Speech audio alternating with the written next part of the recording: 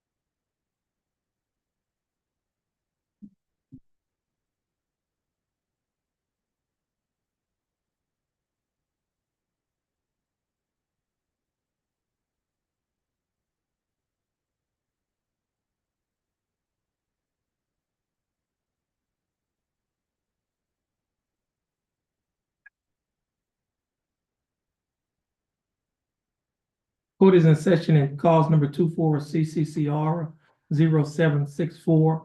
Case is style of State of Texas versus Randy Edward Pouncey.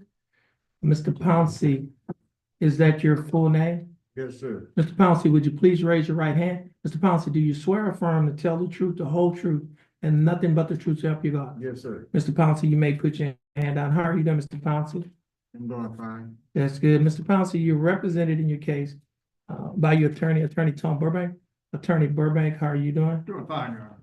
Mr. Burbank, do you waive a record in Mr. Pouncey's case? We do? Mr. Pouncey, I have before me a document that is titled information. This information was filed by the Jefferson County District Attorney's Office. In this information, Mr. Pouncey, it alleges that you, Randy Edward Pouncey, on or about March 24th of 2022, while you were in Jefferson County, Texas, that you committed the Class A misdemeanor offense of driving while intoxicated. Second, Mr. Pouncey, do you understand what you have been charged with? Yes, sir. Now in this information, Mr. Pouncey, let's do this here. No, Judge, we're abandoning. You're gonna abandon the enhancement paragraph? Yes, Your Honor. Okay, now, Mr. Pouncey, the state is abandoning the enhancement paragraph. And what that means is, instead of being charged with a Class A misdemeanor offense, driving while intoxicated, you'll be charged with a lesser included offense, which is a Class B misdemeanor offense of driving while intoxicated. Do you understand that? Yes, sir.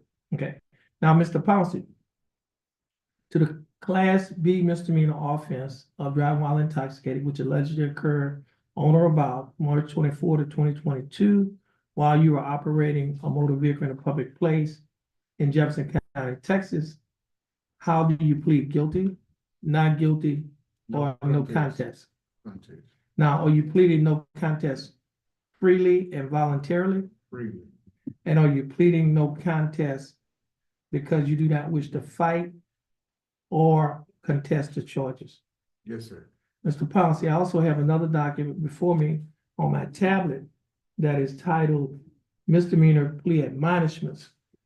This document is also labeled as State's Exhibit Number 1. Do you recognize this document? Yes, sir. On page 2 of the same document, there's 2 sets of initials. One set is your attorney initials. The second set of initials, RP, next to your attorney's initials. Yes, sir. Did you place your initials on this document? Yes, sir. Now, on page 3 of this same document, there is a signature above the line that's titled Defendant, is this your signature? Yes, sir. And on the next document, it's titled Trial Court Certification of Defendant's Right of Appeal. You recognize this document? Yes, sir. And is this your signature on the line that's titled Yes, Defendant? sir. At the top of this document, there are 2 boxes checked. The first box says check states that this is a plea bargain case and you have no right of appeal. Do you understand that statement? Yes, sir. Second box says check states that you're waiving your right to an appeal, which means you're giving up your right to an appeal. Do you understand that statement? Yes, sir. I also have another document that is titled Discovery Certification. You recognize this document? Yes, sir. And is this your signature on the line that's titled Yes, sir. Defendant?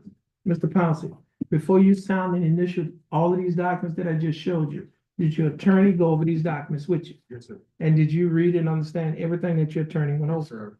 And is everything in these documents true and correct Yes, to the sir. best of your knowledge? Yes, sir. Mr. Pouncey, are you a citizen of the United States? Yes, sir. Stay up for stage one. Any objections? No objection, stage one. No objections. States exhibit number 1 will be admitted. Mr. Burbank, you've advised and counsel, Mr. Pouncey, is there any evidence that he is currently mentally incompetent to stand trial? No, Your Honor. And Mr. Pouncey, your attorney, Mr. Burbank, has advised and counseled you. Are you satisfied with his representation? Yes, sir. Has he provided full, effective, and competent legal representation? Yes, he did. Mr. Pouncey, I will accept your plea of no contest. I will find that you are mentally competent to stand trial. I will also find that your plea and waivers were freely and voluntarily given. And I will also find that there is sufficient evidence to find you guilty beyond a reasonable doubt. State, do we have a plea bargain agreement? We do, Your Honor. And what is the agreement? The agreement is to 90 days probated over 18 months with a $500 fine, 60 hours community service, and DWI standard conditions of probation.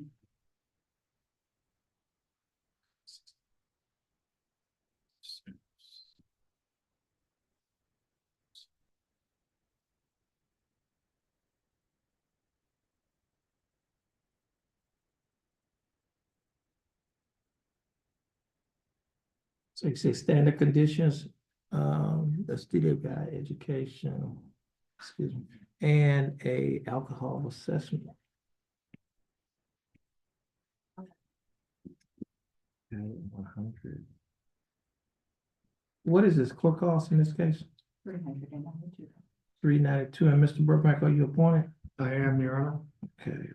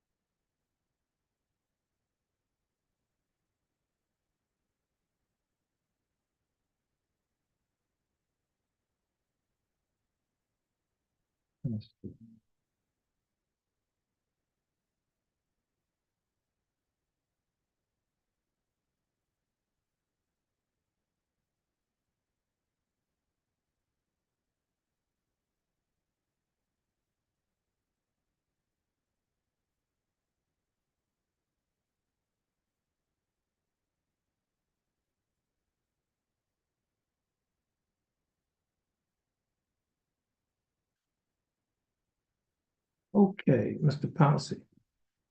The state is offering that you serve 90 days in the Jefferson County Jail. However, you'll not be required to serve any time in the Jefferson County Jail because you'll be placed on probation for a period of 15 months. During the 15-month probationary period, you'll be required to pay a fine of $500 plus court costs of $392. You will be required to pay a DWI conviction fine of $100. You'll be required to pay probation fees of $60 a month, a urinalysis fee of $15 a month, a reimbursement fee of $15. And you will also be required to reimburse Jefferson County court-appointed attorney's fees of $250. Now, your total monthly installments, that is the total amount that you will be required to pay each month while you're on probation, is $153 a month. Will you be able to pay the $153 each month? No. Okay, now, do we have an affidavit? Okay. Mr. Pouncey, I have before me a document that is titled Jefferson County Affidavit Indians. The attorney is going to show you that document. Mr. Pouncey, do you recognize that document? Yes, sir. And on page 2 of that document, there's a signature above the line that is Yes, sir. titled Defendant. That's your signature. Now, is everything in this document still true and correct today? Yes, sir. Okay. Let's see. So, Mr. Pouncey, the court is going to find that you're indigent. Let's see. TCC.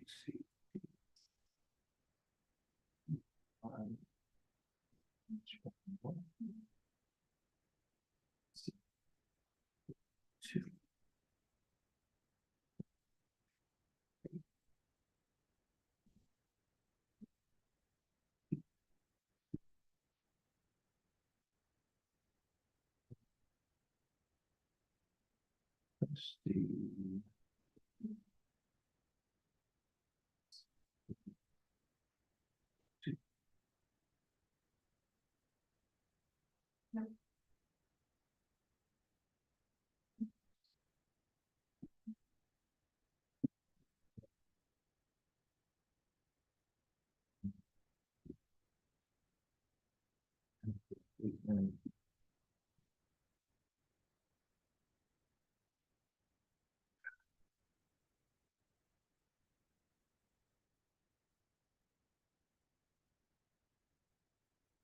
Seven, eight, one.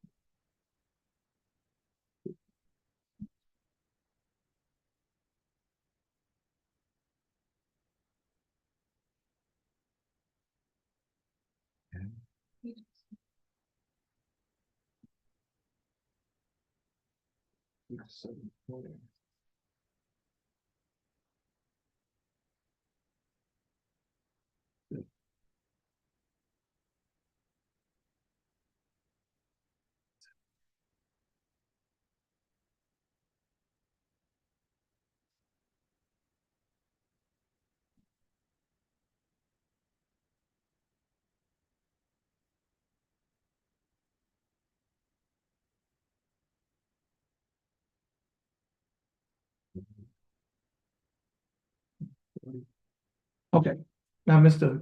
Pouncey, the court is gonna find that you're indigent and pursuant to Article 42.15 of the Texas Code of Criminal Procedure, the fine of $500 and the court cost of $392 comes to a total of $892 will be converted to 71 hours of community service. The attorney's fees of $250 will be waived pursuant to Article 26.05 G-11 of the Texas Code of Criminal Procedure. The reimbursement fee of $15 will be waived pursuant to Texas Code of Criminal Procedure, Article 102.018. Your probation fee will be reduced to the statutory minimum of $25 a month. Your total, you also be required to reimburse Jefferson County you will be required to pay the $15 a month year analysis fee. So your total monthly fees in this case will be $42 a month. You'll be able to pay the $42 each month. Yes, sir. Now, the 71 hours of community service will be in addition to the 60 hours of community service that you're required to perform. So that will come to a total of 131 hours of community service, okay? Let's see, it's 131 community service. You also be required to attend a completed DW education class, have an alcohol assessor. You also required to pay Jefferson County DWI education and initial evaluation fee of $125 on a day of the police should a further evaluation be needed. You'll be required to pay an additional $50. Now, Mr. Pouncey, do you understand the state's offer? Yes, sir. You think the state's offer and the state and the court's adjustments are fair and just? Yes, sir. And do you accept it? Yes, sir. Then, Mr. Pouncey, I'll follow the plea bargaining agreement that you have entered into with the state. Mr. Pouncey, just have a seat, wait for your name to be called. Once your name is called, that court coordinator will do the paperwork. You'll be free to go and you have a blessed day. Yes, yes, yeah, just have a seat. Just have a seat in that first chair right there on the wall. Now, Mr. Burbank, you had another case? I did. It's on the announcement. Is it Mr. Perez? Okay, you go ahead on and get everybody else in. You say Perez? Oh, he's in jail. Jose David. He's in jail. He's got a pending. He has, but his felony is set today? I do not know. I It's can not check. mine. Well, normally that's why we have him set, because his felony is set today. Yeah, I don't represent him on the felony. No, okay, but we need to find out Now, if he pleads on the felony, It should be dispositive. Most, one of them lays out of the same, it's terroristic threat. I believe. Same complaint with us. huh? Same complaining witness. The same complaining witness. So if the felony get disposed of, then we'll reset this case for Monday. I mean, not Monday, for Thursday, on the jail run. Just let me know if it gets Okay. taken care of, if not, Okay, on the day of the felony. okay, Mr. Wilkerson? Approach, Your Honor. I've I've got John Toops on today's docket. He has a pending murder charge and is in jail, Your Honor. There are a total of 5 misdemeanor Right. cases. We have offers on 4 of them. Attorney Simmons would like to speak with the victim in the assault family violence case. Sure. Can we just go ahead and reset that for whenever his next felony setting in? I'm barely, Rife Kimler's on his felony. Okay, well, let me tell you, see now, this guy has 5 misdemeanors. All of them occur out of the same criminal episode. No, Your They do Honor. not, Judge. And so apparently he's continuing to commit, we're gonna set these cases for trial. Okay? And so we just have to deal with, we're not gonna keep on pulling the docket up based on some felony case that occurs out of a different criminal episode, because he continues to commit crimes. So we're gonna reset it for trial. We're gonna put it on a trial docket. Okay, Okay. good. I mean, I think we had resolution. There's a too. resolution, Judge. It should come out of a plea. I just need to speak with the victim real quick. So if we could reset for a short plea. Okay, give us we're gonna reset it for a short plea, okay? He's been continuously incarcerated, so we're, Okay, We both have like. yeah, he said he's gonna set it for a short, they're gonna set it on, we're gonna Just a set it short on, time for a plea. we're just gonna set it on the plea docket. She's gonna come in and get you reset. Once you get your reset from our court coordinator, you'll be free to go, okay? Do you have any other cases, Mr. Wilkerson? no, Your Honor, That's that it? is it. Judge, I do want to make the court aware, I know a communication was sent from my office, but I have 3 cases on your docket tomorrow morning and I will be in trial. And so I just wanted to make the court aware. Okay, where are you gonna be in trial? Just, I don't know if it's gonna be in CCL1 or up in the Commissioner's Court. It's a jury trial on probate, ancillary probate matter involving theft and breach of fiduciary duty. Oh, okay, yeah, okay. So just keep us informed.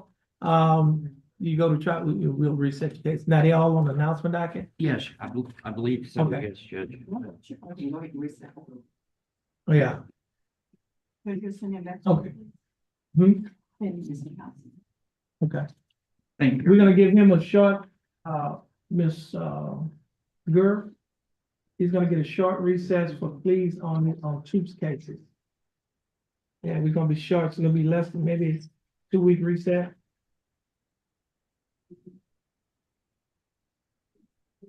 Did you want to wait until Matuska is here for Lakey to, Yes, ma'am. No, we're gonna go ahead and get started on our arraignment. okay. Cause I know he's been through the arraignment several times, but I just want to know. Okay, well, yeah, we'll wait for his attorney to come. We have, there's somebody on Zoom, She's on the hearing docket, Your Honor. the hearing, we have a hearing this morning? Or is Yes, it, Your Honor. oh, that's with, Dustin Gilmore. Dustin Galmore, okay. He's not here at the moment, so we're gonna go ahead and get started on the arraignment. Let me do this here. Ah.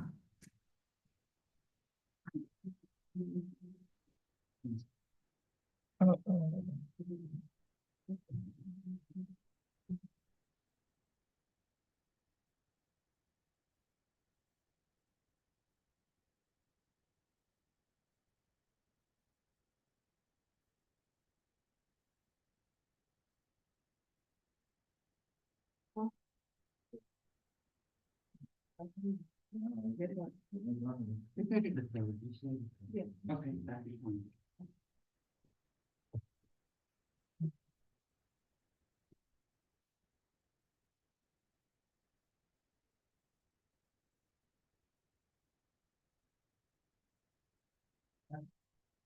Good morning, ladies and gentlemen. I'd like to welcome you to County Court at Law Number 2. My name is Judge Terrence Holmes. I'm the presiding judge here in County Court at Law Number 2. Now, you have been asked to come here today for what we call an arraignment.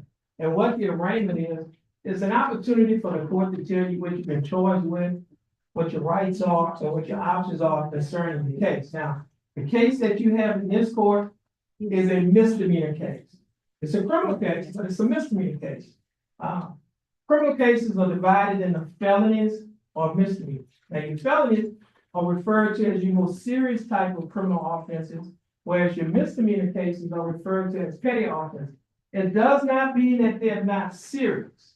It just means that they are not as serious as a felony offense. And when I use the term serious, what I'm talking about the facts of the case and the possible punishment that a person can get if they are convicted of the offense. Now, felony cases are divided into 5 categories. We'll start at the top, work our way on down to the bottom. You have the capital murder, first-degree felony, second-degree felony, third-degree felony, and the state jail felony.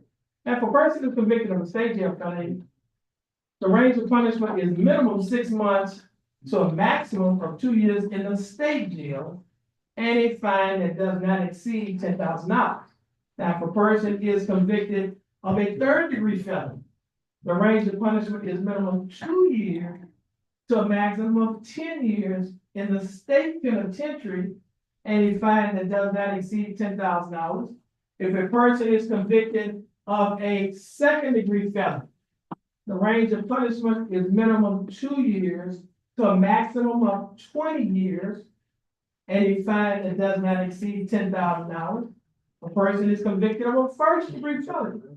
The range of punishment is minimum 5 years to a maximum of 99 years to life in the state penitentiary, and a fine that does not exceed $10,000. Now, if a person is convicted of the highest felony offense, which is a capital murder, the range of punishment is minimum life in the state penitentiary without the possibility of parole or death by lethal injection. Okay, now, as I mentioned to you earlier, you don't have to worry about that because your case is a misdemeanor case. Misdemeanor cases are divided into 3 categories. We'll start at the top, work our way on down to the bottom. You have the class A misdemeanor, the class B misdemeanor, and the class C misdemeanor. Now, the class C misdemeanor are cases that normally, that they originate or start in the city court, which is the municipal court, or the JP court, which is the justice court.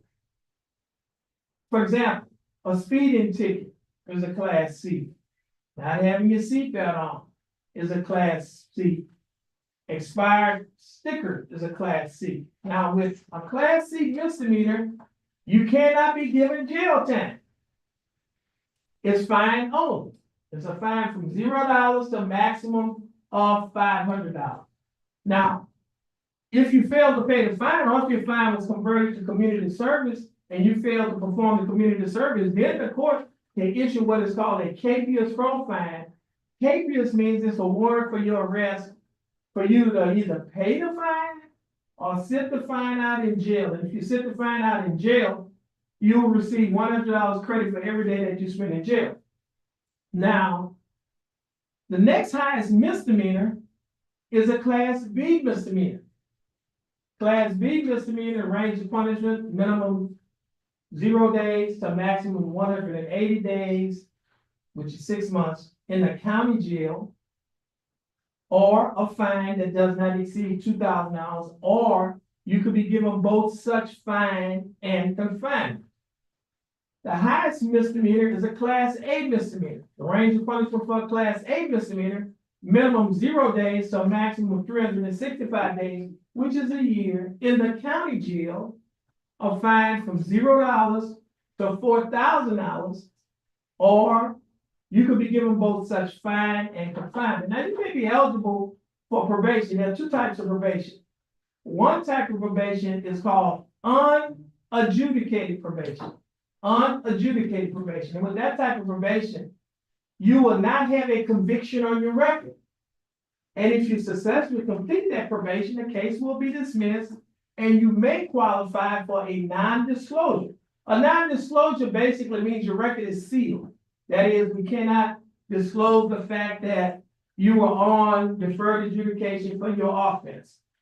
And as I mentioned to you earlier, if you successfully complete that probation, you won't have a conviction on your probation, and you can get a non-disclosure.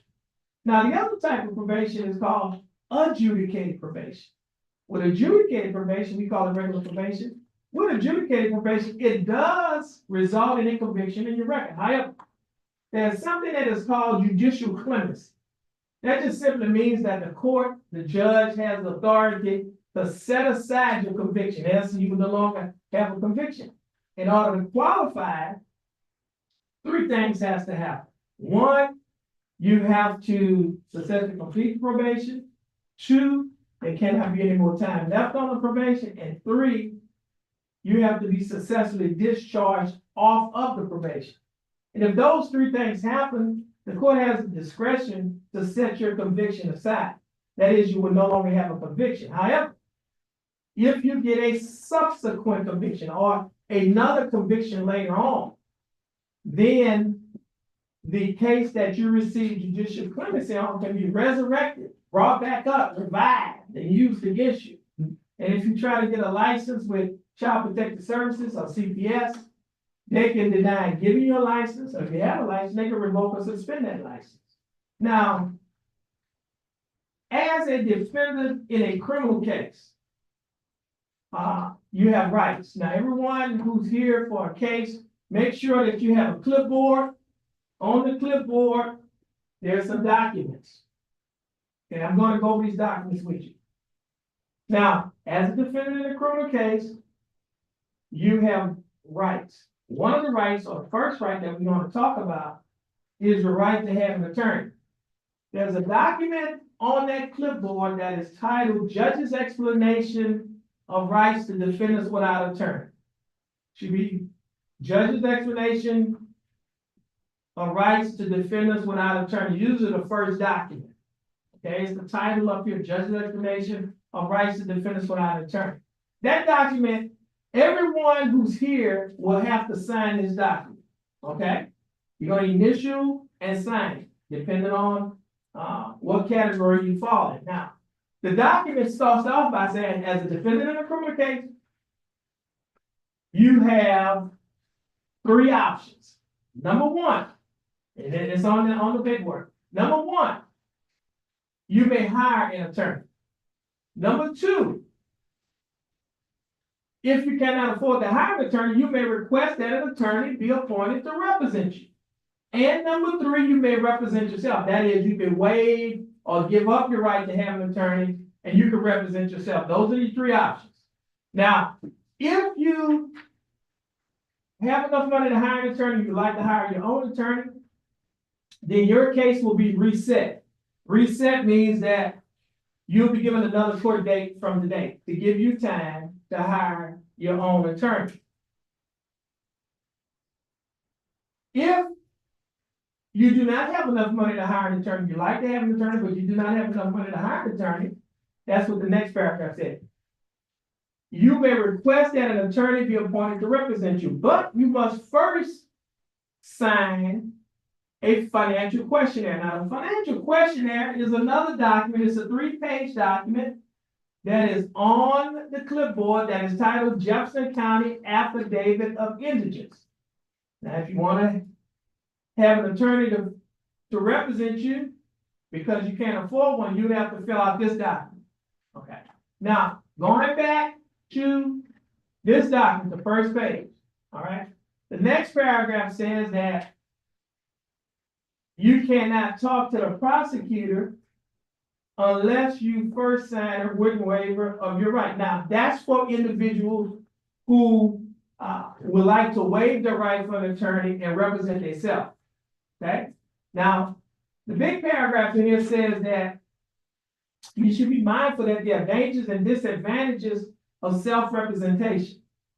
Waiving your right to an attorney and representing yourself may result in the worst outcome for you and your case, including the loss of significant rights and opportunities relating to military service, possession of a firearm, housing and public benefits, child custody, immigration status for non-citizens, and employment.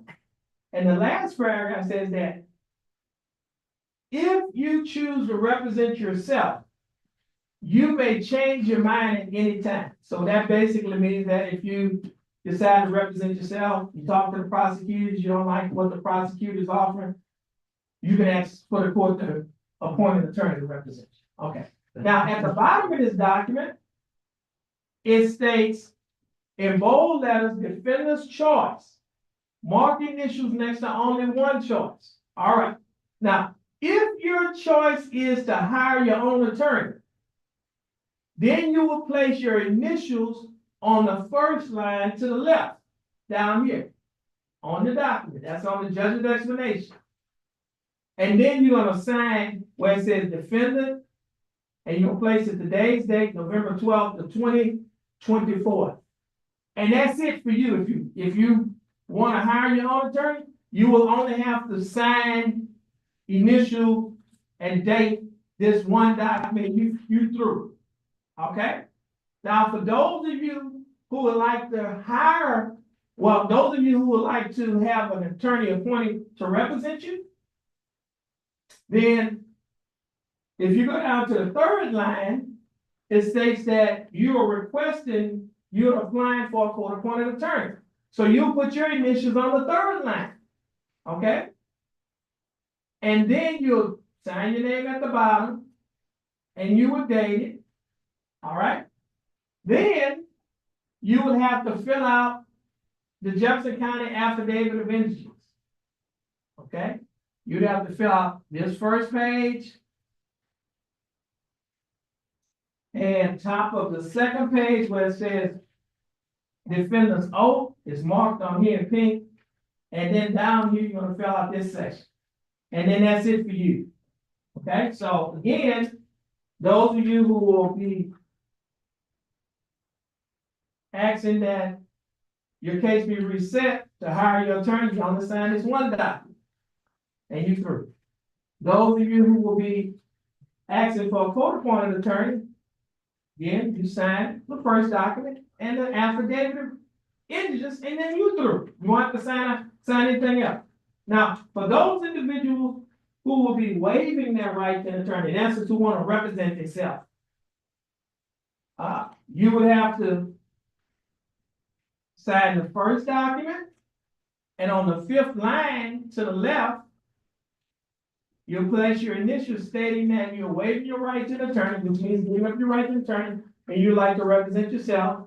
You'll sign your name at the bottom, and it says defendant, you was dated today's date, November the 12th of 2024, and then you have to sign this document that is titled Waiver of Counsel for Purposes of Entering a Guilty Plea or Proceeding to Trial. And this document basically states that I have been advised of the nature and charges against me and the disadvantages of self-representation. My waiver is voluntarily and intelligently made. Voluntarily means that nobody is forcing you to do it. You're doing it of your own free will. Intelligently made means that you know what you're doing. All right. And then it goes on to say that I have been advised this 12th day of November of 2024 by County Court at Law number 2 of my right to have an attorney appointed to represent me in this pending case. I have been further advised that if I'm unable to afford counsel, one will be appointed to me free of charge. Understanding my right to have counsel appointed to me free of charge, if I'm not financially able to employ counsel, I wish to waive that right, which means I wish to give up that right and proceed with my case without an attorney being appointed to represent me. I hereby waive my right to counsel. If that is your choice, you will sign your name here and date it. Today's date, November 12th of 2024. Now, again, just to recap, if you are hiring your own attorney, you sign this one document, judge's explanation, and you're through. Don't go any further. If you want to apply for a court-appointed attorney, you'll sign the document, the judge's explanation, and the Jefferson County Affidavit of Indigence, and then you through. And then if you're wanting to talk to the prosecutor, if you want to handle the case by yourself without an attorney be appointed to represent you, you sign the judge's explanation and the waiver, and then you're through. All right, everyone understand? All right. Now, as a defendant in a criminal case, you also have a right to have a trial by jury. When a young man is sitting in the jury box, we call that the jury box. Okay? And 6 citizens from Jackson County will be selected as jurors in your case. They will listen to all of the evidence, listen to the arguments of the attorneys. They will deliberate, and then they will decide whether to find you not guilty or guilty of your charge. You also have a right to waive or give up your right to have a jury trial. If you waive or give up your right to have a jury trial, then your case will come before the court in one of 3 ways. One way to come before the court is by way of a trial. Somebody might ask, how's it gonna come before the court by way of a trial? Because I just waived my right to jury trial. Well, it comes before the court by way of a bench trial. That's by trial by judge only. The judge will be the judge and the jury in the case. Judge will listen to the evidence, listen to the arguments, then the judge will apply the law to the facts and decide whether or not to find you not guilty or guilty. Another way that your case can come before the judge is by way of a plea bargain. We call that by way of an agreed plea bargain. An agreed plea bargain means that you and the state have reached an agreement to settle your case. Now, that case will come before the court or before the judge. The judge can do one of 2 things. The judge can accept your plea bargain agreement, or the judge can reject your plea bargain agreement. Now, if the judge rejects your plea bargain agreement, you have a right to take back or withdraw your plea. So, for example, let's say you and the state have worked out a plea bargain agreement. The state say, well, judge, we're going to offer him 1 day in jail, but they don't have to spend a day in jail because they already spent it. And the judge said, well, I'm not going to follow that plea bargain agreement. You say, well, judge, I take my plea back, meaning that I'm not going to plead guilty. I'm not going to plead no contest to this case. I take it back. You have a right to do that if the judge does not accept the plea bargain agreement. Now, if the judge accepts the plea bargain agreement, and if you decide within 30 days that you would like to appeal your case, what an appeal is, you would like to have a higher court to review the case to see if you've been wrongfully convicted or whether or not the court has committed an error by convicting you. If you want to appeal your case because the court, you believe the court has wrongfully convicted you, you have to get permission from the judge that follows the plea bargain agreement. Now, if the judge gives you permission, the case is going to leave this court and go right upstairs to the 9th Court of Appeals. They'll review the case. They can either grant or deny your appeal. If they grant your appeal, they can simply find you not guilty. Case over. Or they can send the case back down to this court and order this court to give you a whole new trial. Or they can deny your appeal. If they deny your appeal, you say, wow, what can I do? Well, you can appeal it to a higher court than the 9th Court of Appeals.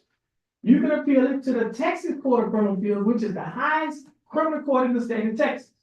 Now, you have to file something that is called a pro se petition for discretionary review. I'm going to explain it to you. Pro se simply means that you represent yourself. Petition for discretionary review, you're petitioning the Texas Court of Appeals to look at your case. To see whether or not your appeal should have been granted or whether or not this court is wrong to convict you or committed an error by convicting you. All right. They can do one of 2 things. They can grant or deny your petition. If they grant your petition, they can just simply find you not guilty. Or they can send the case back to the 9th Court of Appeals with orders, or they can send it back down to this court and order this court to give you a new trial. If they deny your pro se petition, then at that point, your conviction will stand. All right.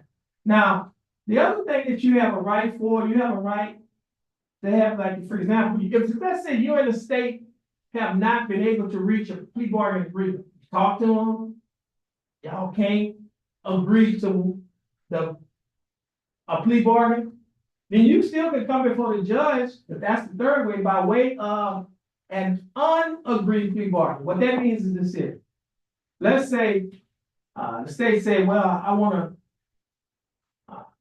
you to serve 60 days in jail. You say, well, I'm not going to accept that. Well, I want to go to the judge. I want the judge to set my punishment. That's called an unagreed plea bargain agreement. And so the judge can set your punishment anywhere within the punishment. All right?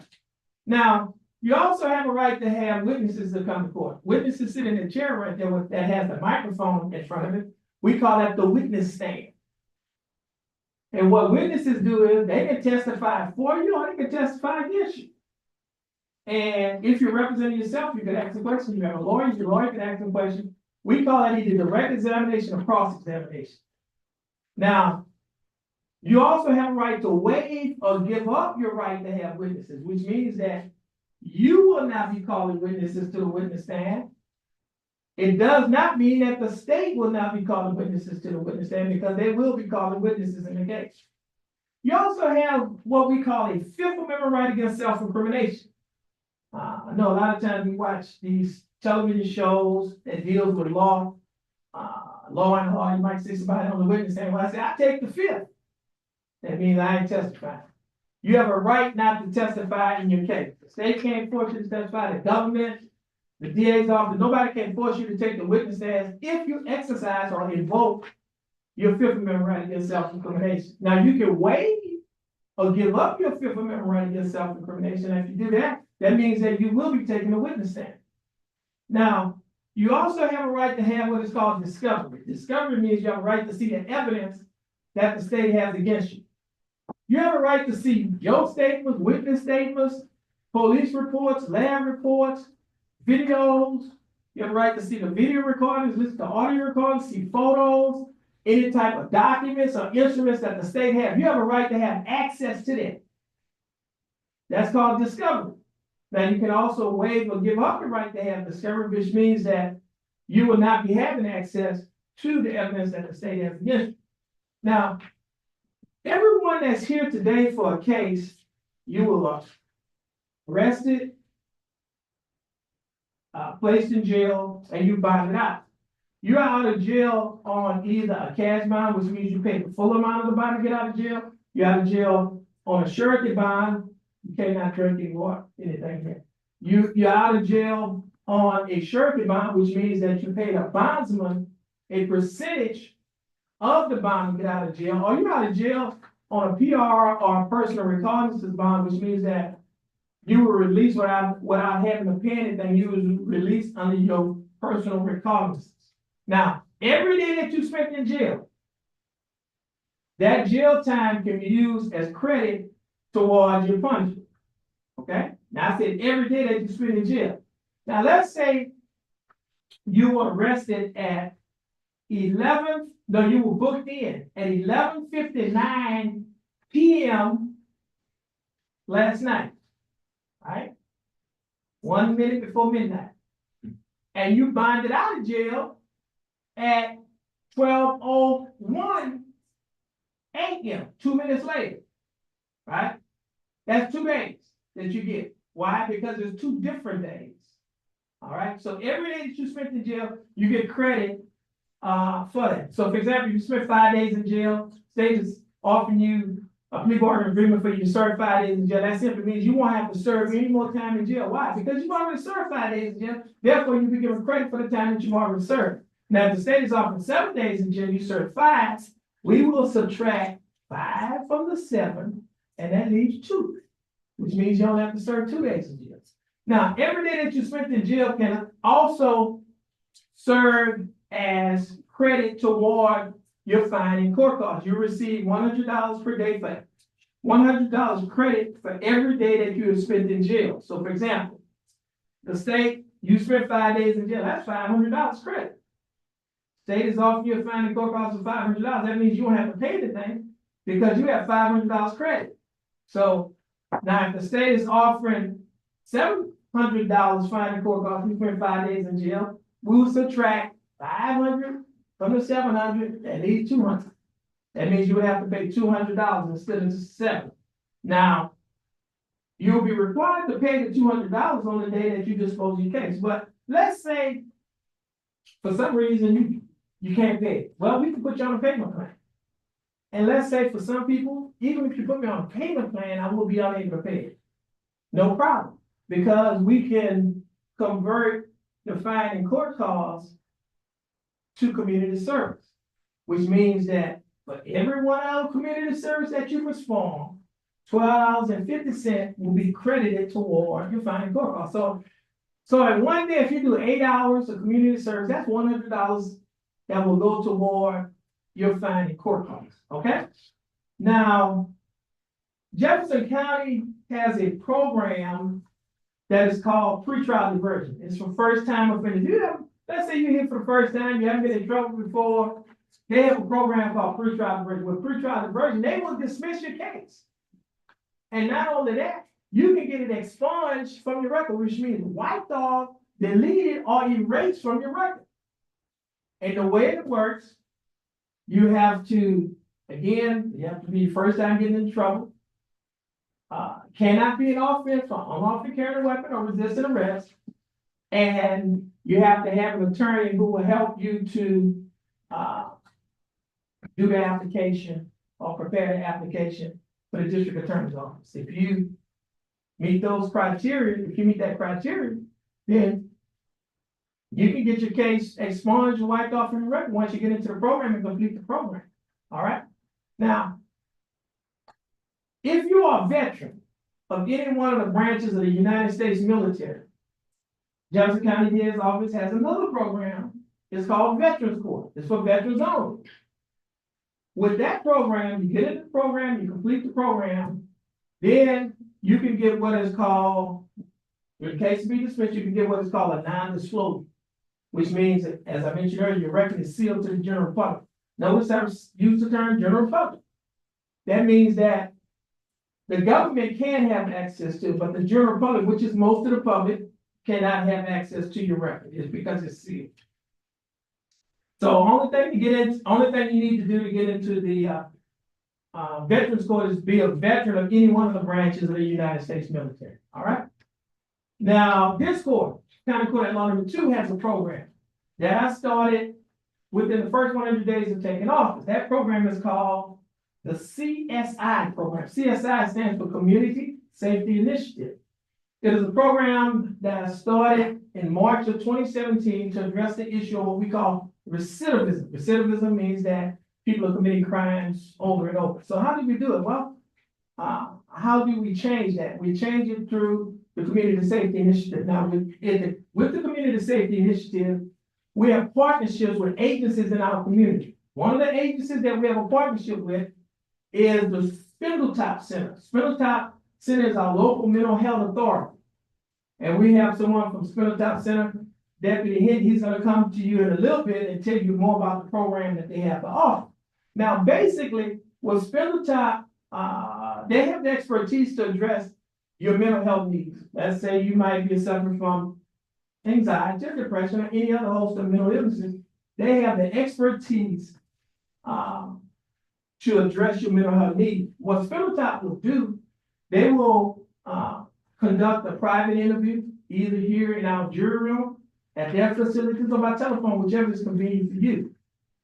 They have the ability to do an assessment and develop a treatment plan, either outpatient or inpatient, depending on what your needs are. If you have issues with drugs and alcohol, Spindletop has another program that is called ATAR, A-T-A-R, which is an acronym that stands for Addiction, Treatment, and Recovery. We also have a partnership with our local Drug and Alcohol Council that has a program that is called OSAR, O-S-A-R, which stands for Outreach, Screening, Assessment, and Referral. Both programs are drug treatment and drug recovery and alcohol recovery programs. And what they will do, they would do a screening, assessment, and develop a treatment plan for either outpatient or inpatient referral to address your drug or alcohol issues. Now, if you're unemployed, you do not have a job, or if you're looking for a better job, we have a partnership with our Golden Triangle Empowerment Center that has a partnership with Lamar University. Lamar University has a program that is called CICE. CICE stands for Center for Innovation, Commercialization, and Entrepreneurship. It is a job training and a job placement program in the hotel industry, the shipping industry, and the chemical industry. Once you're trained in any one of those areas that you select, then they will assist you at getting a job in the area that you're trained in. If you have not graduated from high school or if you have not received a GED, well, CICE also have a GED program where you can get your graduate equivalency diploma. Now, all of these programs that I just mentioned to you are free. Does not cost you anything but time. And in this court, I like to say that we do not just give time, we take out time. That simply means that we do not just arrest the problem, we address the problem. And we believe that if we address the problem, we can produce productive people. And we believe that if we produce productive people will not commit crime. Why? Because they have too much to lose. And so when you come to county court at law number 2, we do not just have court as usual. We have unusual court. And it's not because we're different, but it's because we're trying to make a difference in the lives of the individuals that come before this code.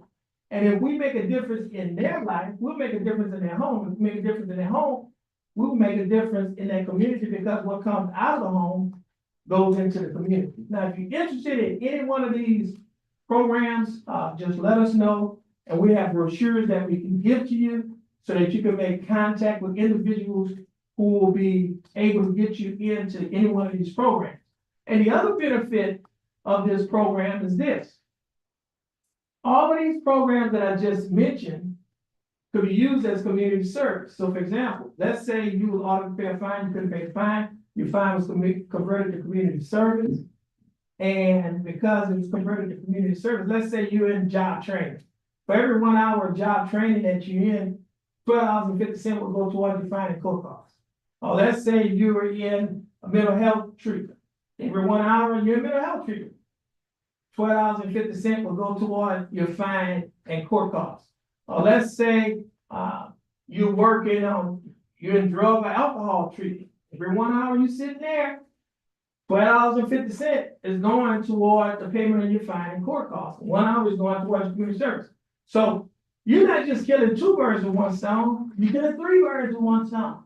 In the program, you're paying your fine and court costs, and then you're doing the community service at the same time. So if you're interested in this program, just let us know, and we can get you started in this program as well. And as I mentioned to you earlier, we have Deputy Hinton, who's from Spindletop. He's going to come to you right now and tell you more about the program that Spindletop has to offer. Deputy Hinton.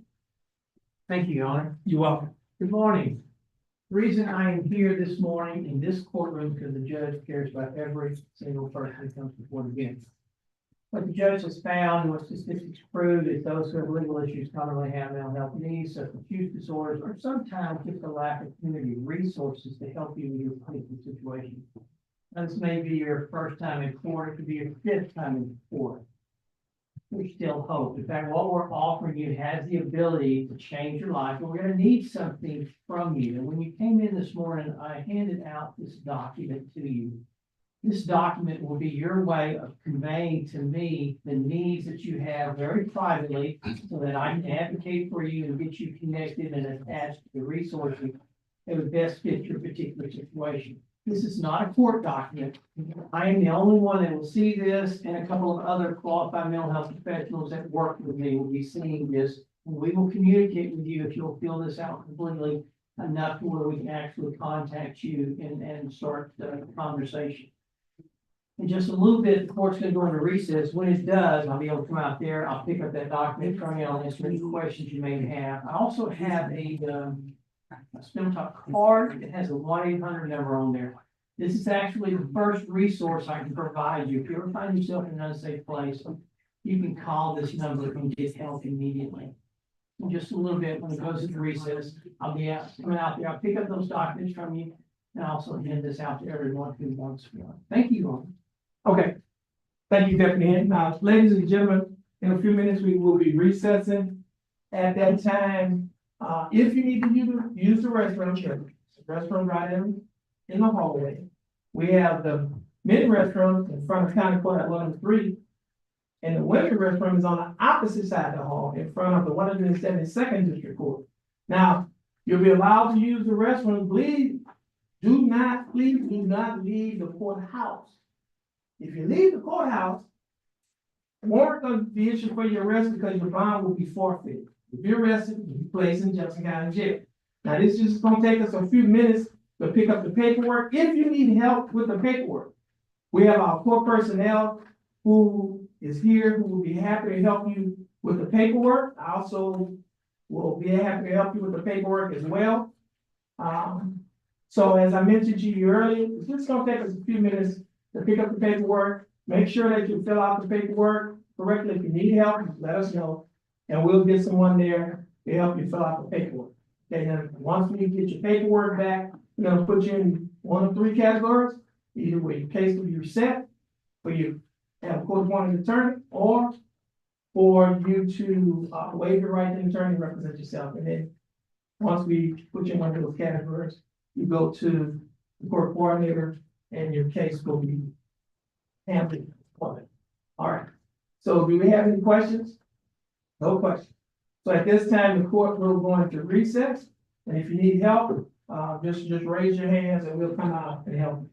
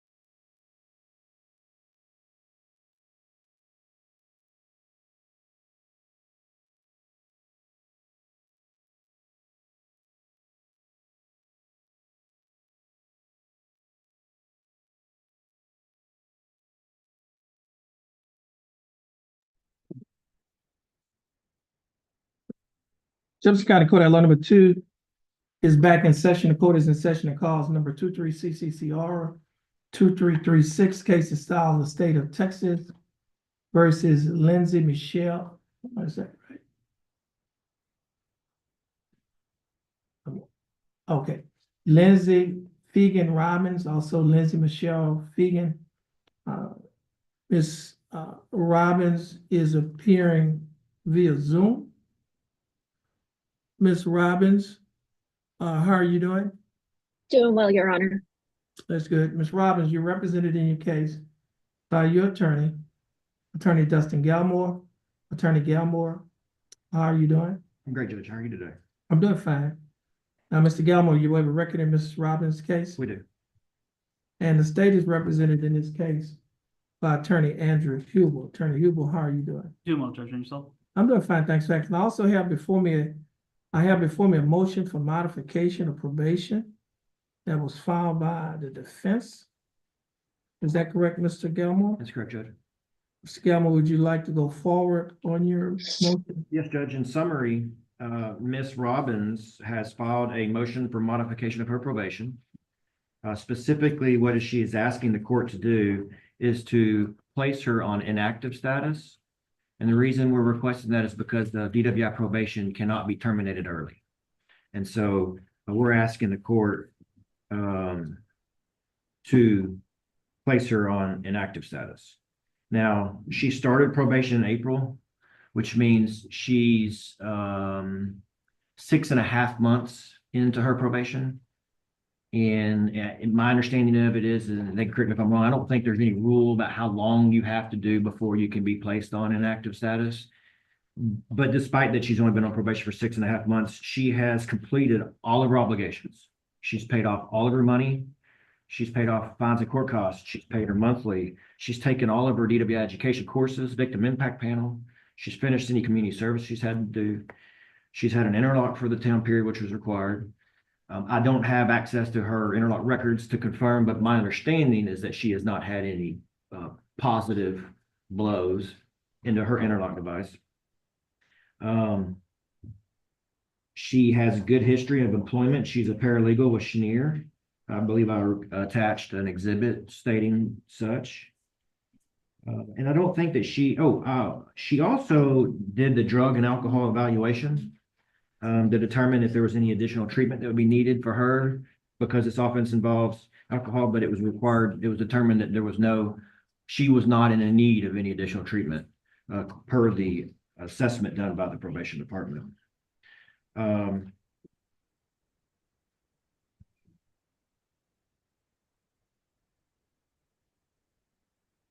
had also attached, Judge, copies of her receipts that shows she is ahead, or at least she is not behind in any money. If the court were to look at the receipt that I attached, Judge, it shows a balance of $0 all the way down for every item, showing that she's completely paid off everything early. She's also had a lot of problems with the interlock device.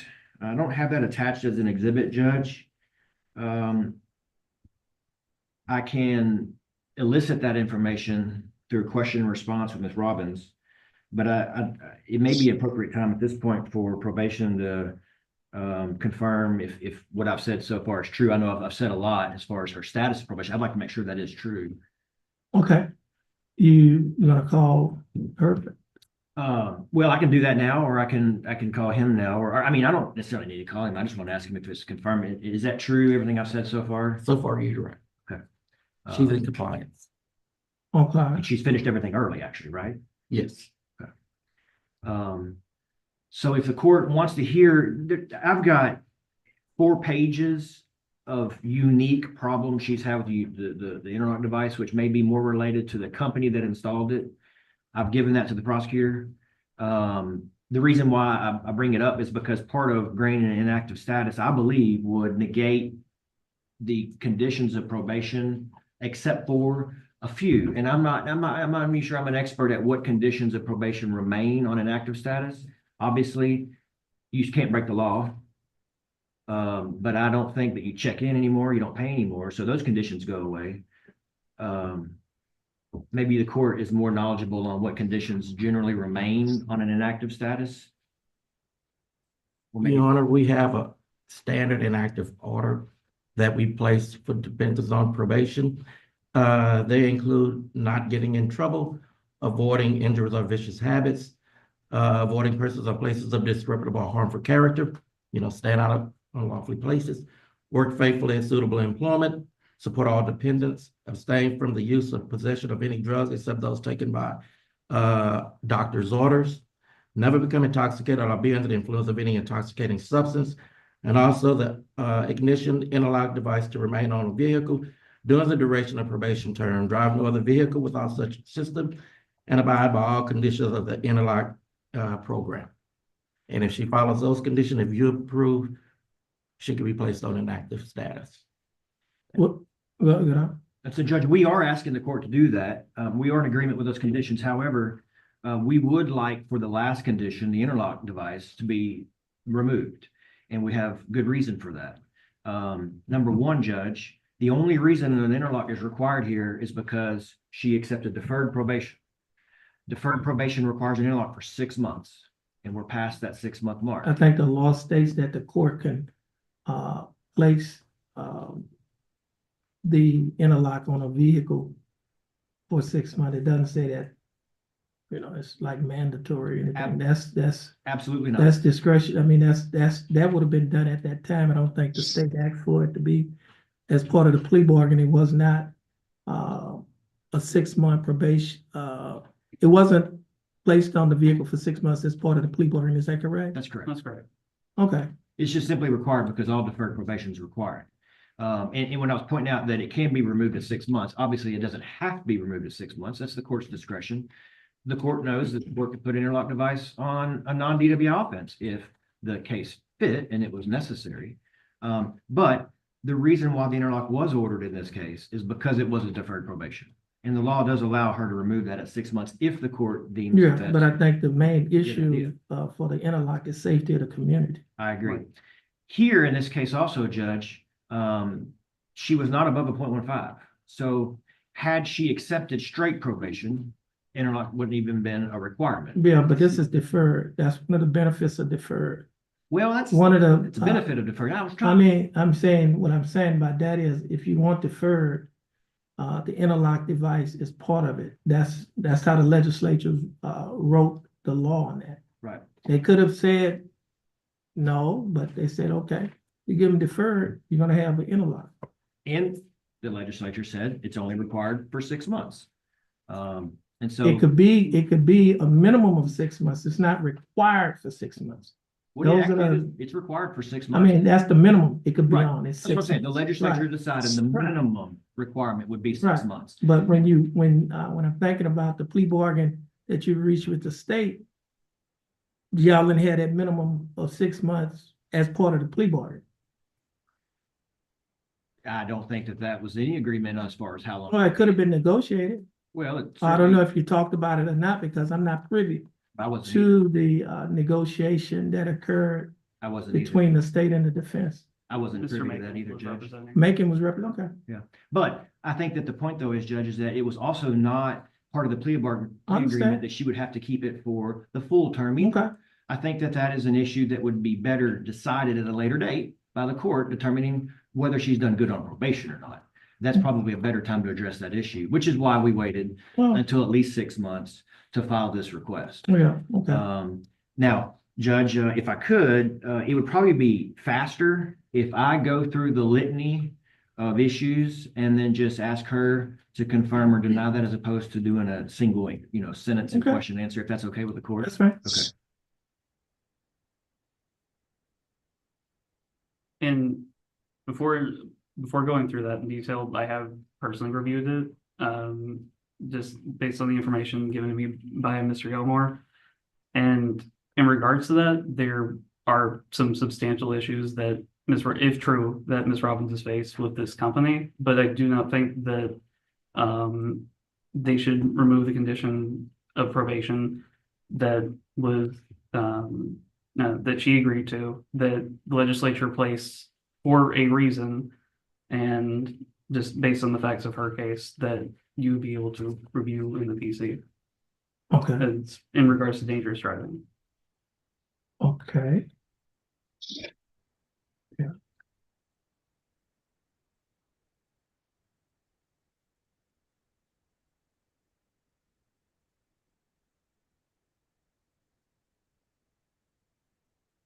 Okay.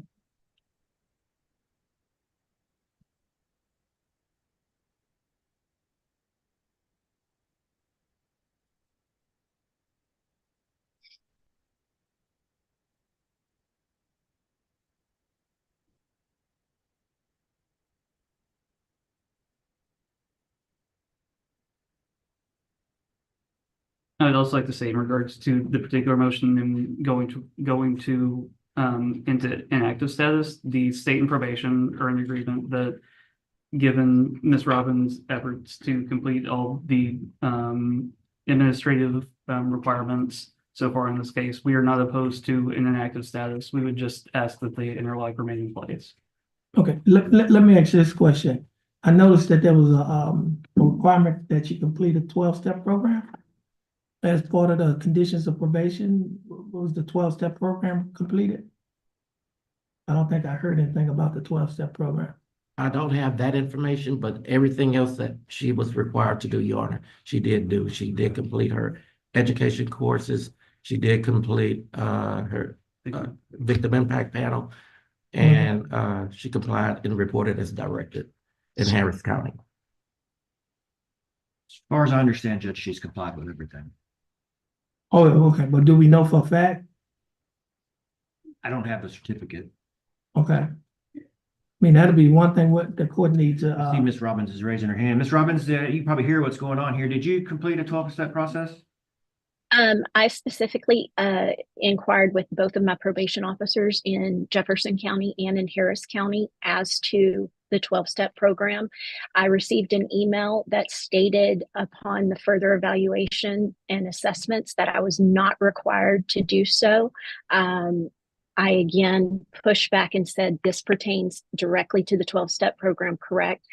And both Ms. Jones and CO Huntrell had stated that no additional classes were required by me, that I had met and fulfilled every obligation, and also sent me my full evaluation that showed no further classes or certifications were required.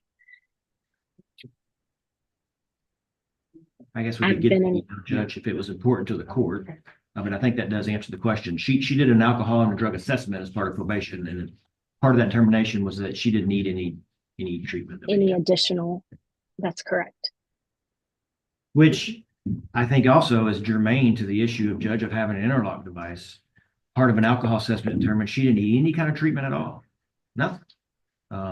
well, And Different than she does need something because there's an ongoing issue. I mean, it is the opposite of that, I guess I would say. okay. We have anything else? Yes, Judge, I do have the litany of interlock Okay. If issues you- whenever court's ready. Okay, and that's issues with the company, is that correct? Okay. It's issues with the company, but it is issues that she's personally had to experience and go through, and I just think it's important for the court to consider that Okay. as well. Ms. Robbins, can you hear me? I can. Okay. What I'm going to do, Ms. Robbins, is I'm going to read you kind of a synopsis of issues that you've had, and just confirm or deny at the end if you don't mind. Okay. Okay, so it appears that you first started having issues in April of 2024, where you went in and you were having the machine calibrated, and one of the service techs named Jamie Goody began a dialogue with you, where he asked you if you have a boyfriend. Is that true? Well, actually, don't That's answer that. As part of that conversation, you laughed him off, kept your distance, and then just left. Not long after, also in April, it looks like, you came out to your car and your car battery was drained, and the check engine light was on, the battery light was on in your vehicle. Your interlock device said system off to save battery, and you could not start your car. As part of that, you had to go to the store and buy a new battery that was charged in order for you to start the car. So as a result of that, You went back in for a calibration in May, and then looks like a few days after that, you came out to your car and your battery was dead again. Same scenario. The interlock device stated that system was off to save your battery. You were unable to start your car, and that you had to have someone come over to jump your car, and you were able to restart your car, and you were able to drive that day. And then it looks like you had the same exact problem again in June, on June 21st. Came out to your car was dead. Device said the same thing, system off to save battery. You were unable to start the vehicle. Luckily, a neighbor was able to come out and help you jump the vehicle that day. On August 21st, looks like 1 month later again, you were parked in front of your house. There were people in your driveway, so you were unable to park in your driveway. You came back out after a brief period of time and your car battery was dead. Could not move the vehicle. They were able to jump your vehicle. The very next day, your car battery was dead. You didn't have time to get a jump because your child was needing to be dropped off for school and you were on your way to work. So you had to Uber across Houston, and that cost you $136.74 for your Uber ride. You called the company about the problem. They were not helpful. You ended up bringing the vehicle in. They could not figure out the problem. At that particular meeting, the company got hostile with you and accused you of being a keyboard warrior. And you stated you're not a keyboard warrior, you're on the phone with them. He continued to get upset with you. And he ended up saying, listen, you dumb bitch, here's a thought, don't be an effing alcoholic and then drive and you wouldn't have this issue. So he then hung up on you and you immediately called back. And he said, did you not get the message when I hung up on you, you cunt? Don't ever call here again. I should have immediately called another company to report the incident, or called Intoxilock to report the incident. I was so shaken up. I couldn't believe that happened, that a business would talk to me that way. I returned home from work that day with Uber again because my car was still dead at $40. Looks like about 2 weeks later, you went in to have it, you brought your car in to have it serviced.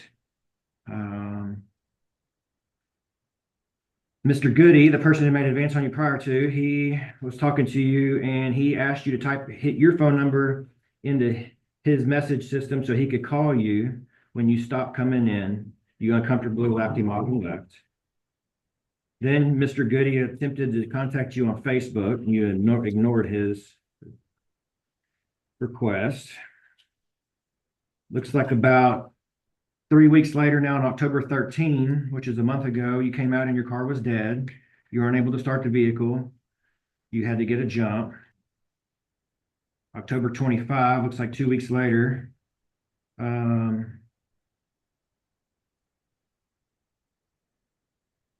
battery was car dead again. Car wouldn't start. Because the car was parked up against the garage, no one could pull up to the front of the vehicle and jump it. So they had to take off the center console, the gear shifter, to be able to turn the gear into neutral without the key in the ignition so that they could back the car up so that they could then jump the car. And now your center console area where the gear shifter is permanently damaged and won't reseat down, won't clip back down. One neighbor had to take your child to school that day because the car wasn't started. 5 days later, car battery was dead again. It's October 29. Also, because it was in the morning, you couldn't take your kid to school. You had to Uber for $37.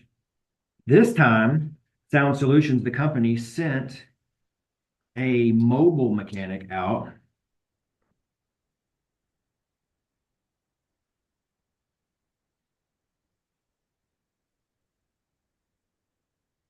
Your aunt picked your kid up from school that day. The mobile mechanic came out and determined that it had not been installed correctly. He reinstalled it, claimed to installed it correctly, and left.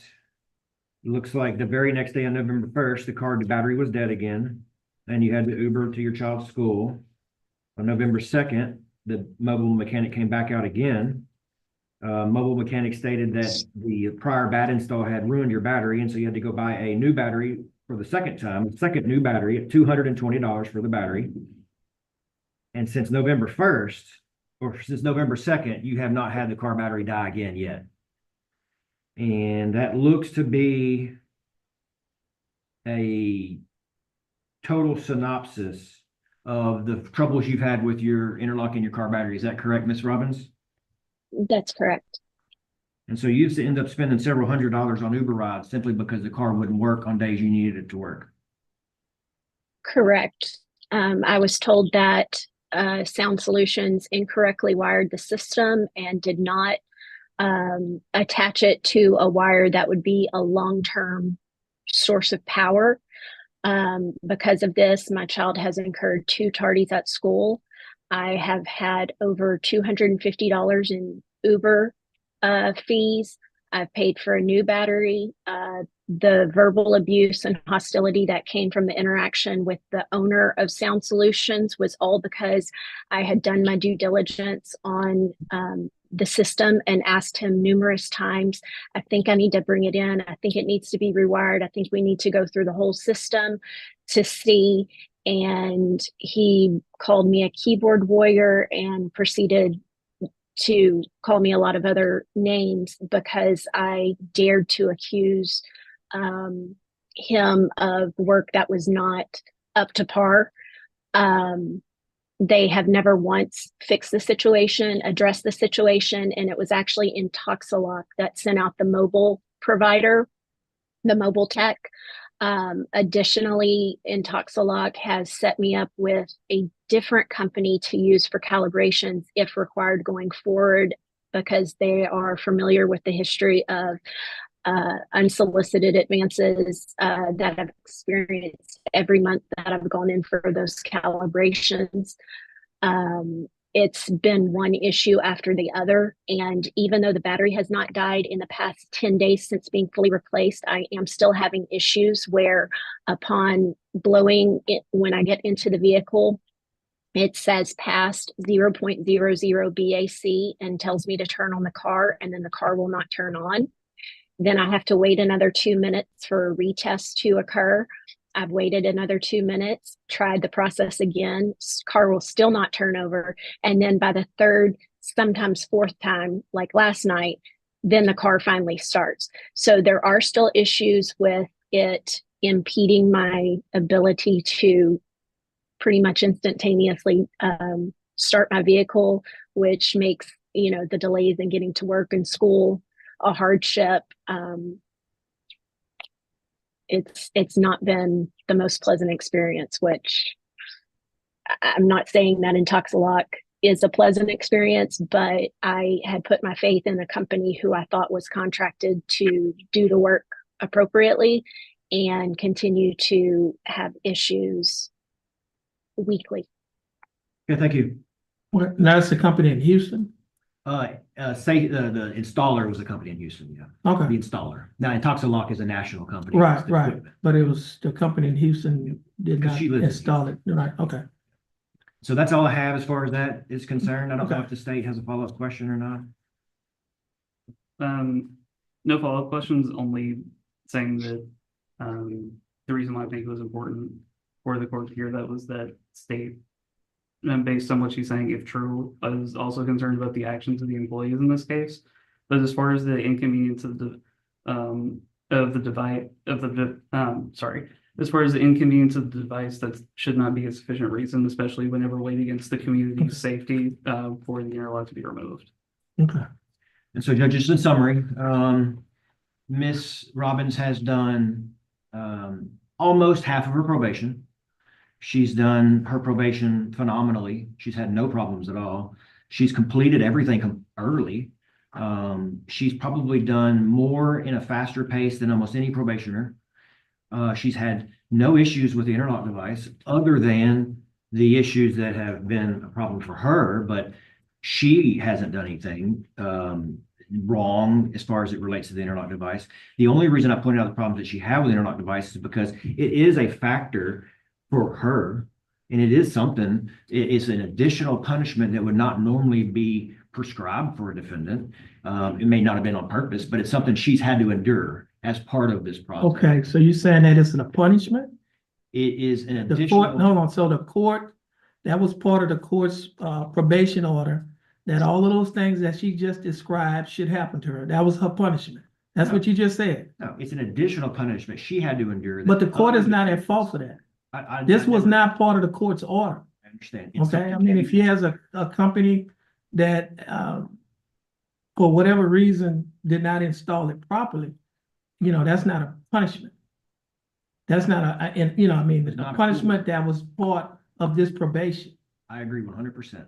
Okay, But it's certainly not something most defendants have to experience as part of their interlock order. So I just pointed it out for that reason. She's had to deal with more dealing with that than most people would. The other thing though, Judge, is that the deferred probation only requires by law 6 months. Obviously, the court can order it to be kept longer. But in my opinion here, if a person has done this well on probation and is not entitled to any kind of early relief, I don't know that anybody ever would. I Okay. think she's done about as good as she possibly could okay. have. If, I think she's raising her hand.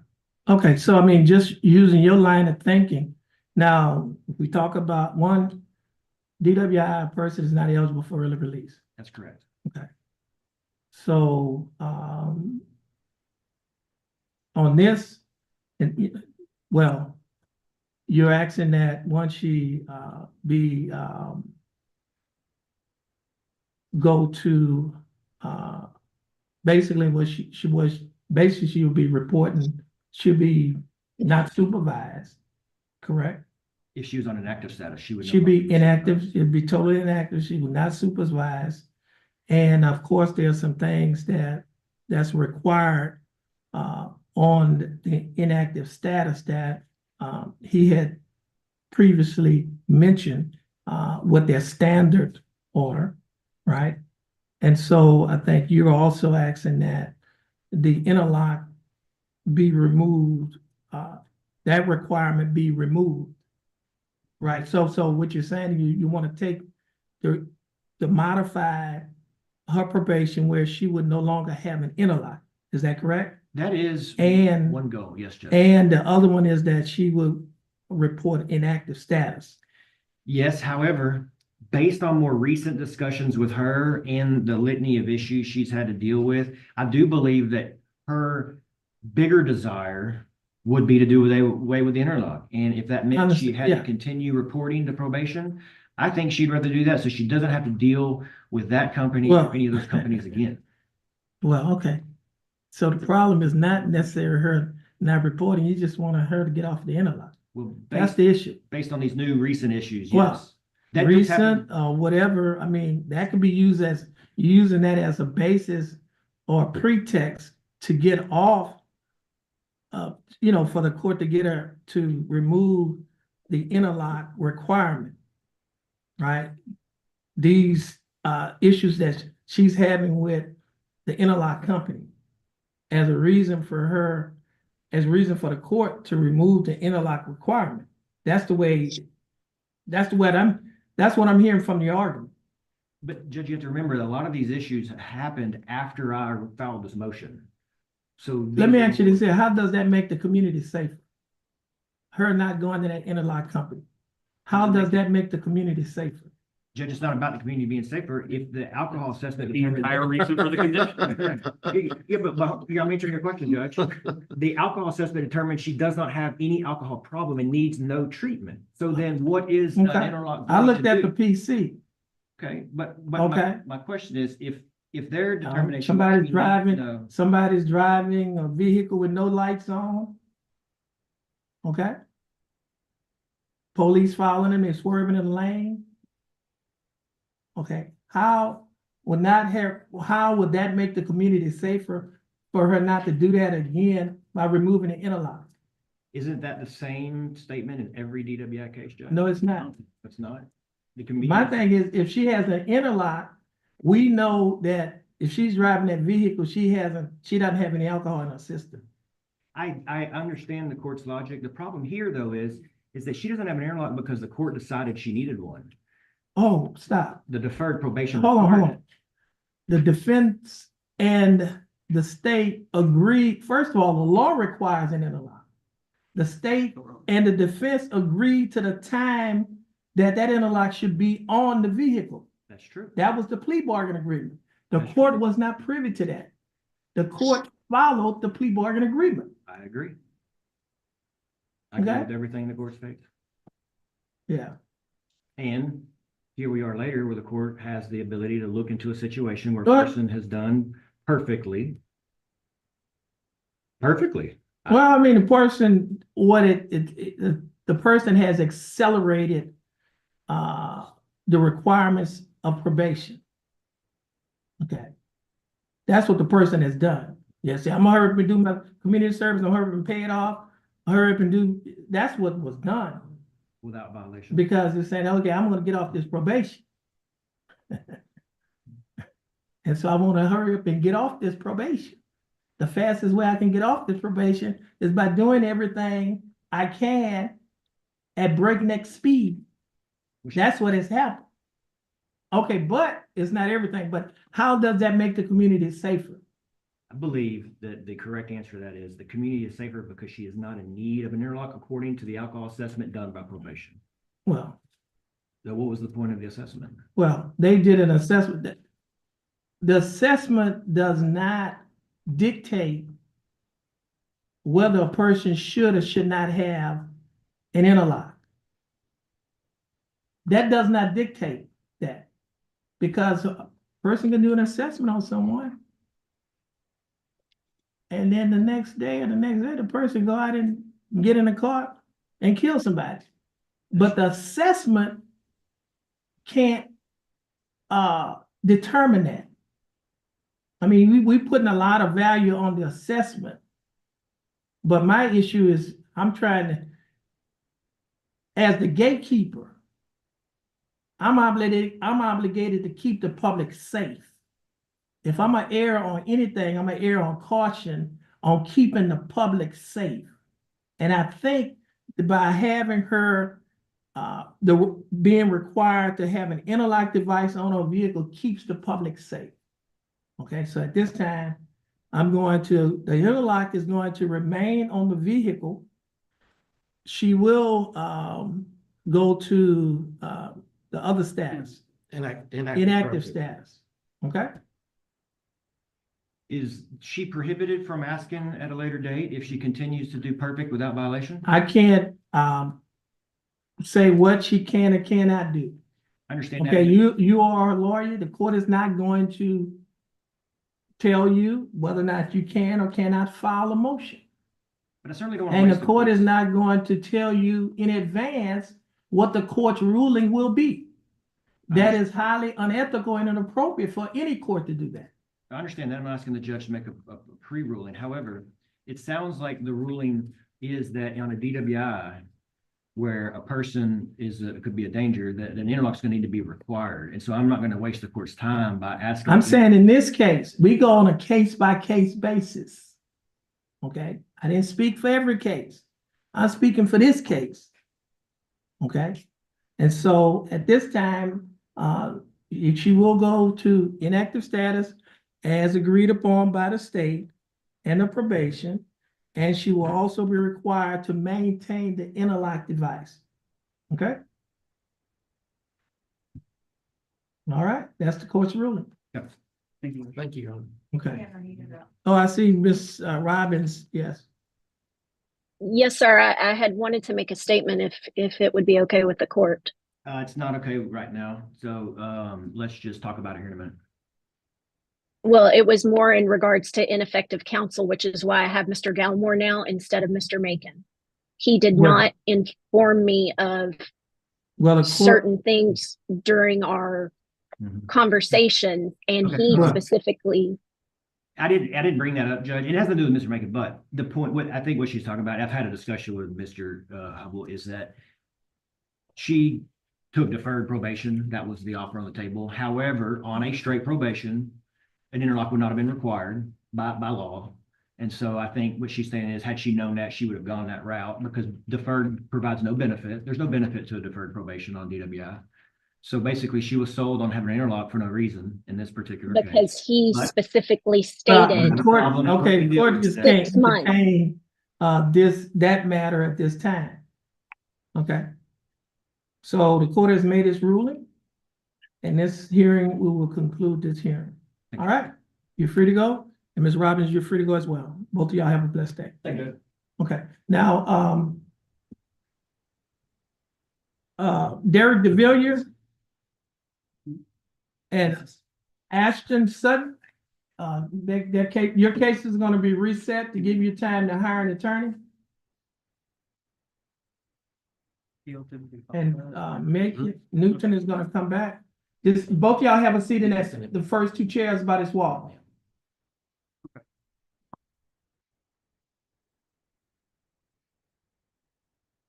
And the state, I think y'all talked to, let's see, Miss Parks. Is that a Miss Parks? You've talked to the state is dismissing your case? Well, they're gonna dismiss your case. Yeah, just sit in that third chair. I know. Trying to get him here, get an order.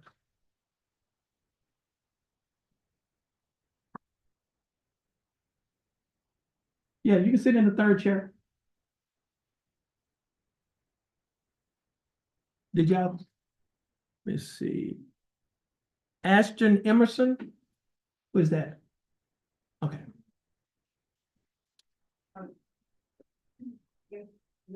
No, okay, that case is gonna be dismissed too. Hold on, Ashton, I'm here. Ashton Emerson is being dismissed. That's my case. Yeah, okay, that case is gonna be dismissed. Oh, they gonna dismiss it? Yep. I'm Okay, looking well, at the dismissal right now in the queue. That's great news for me then. I appreciate y'all, Judge. Okay, then let's see, Mr. Adams, that was your only case? You free to go? That's my only case. Appreciate you. All right, you have a blessed day. All right.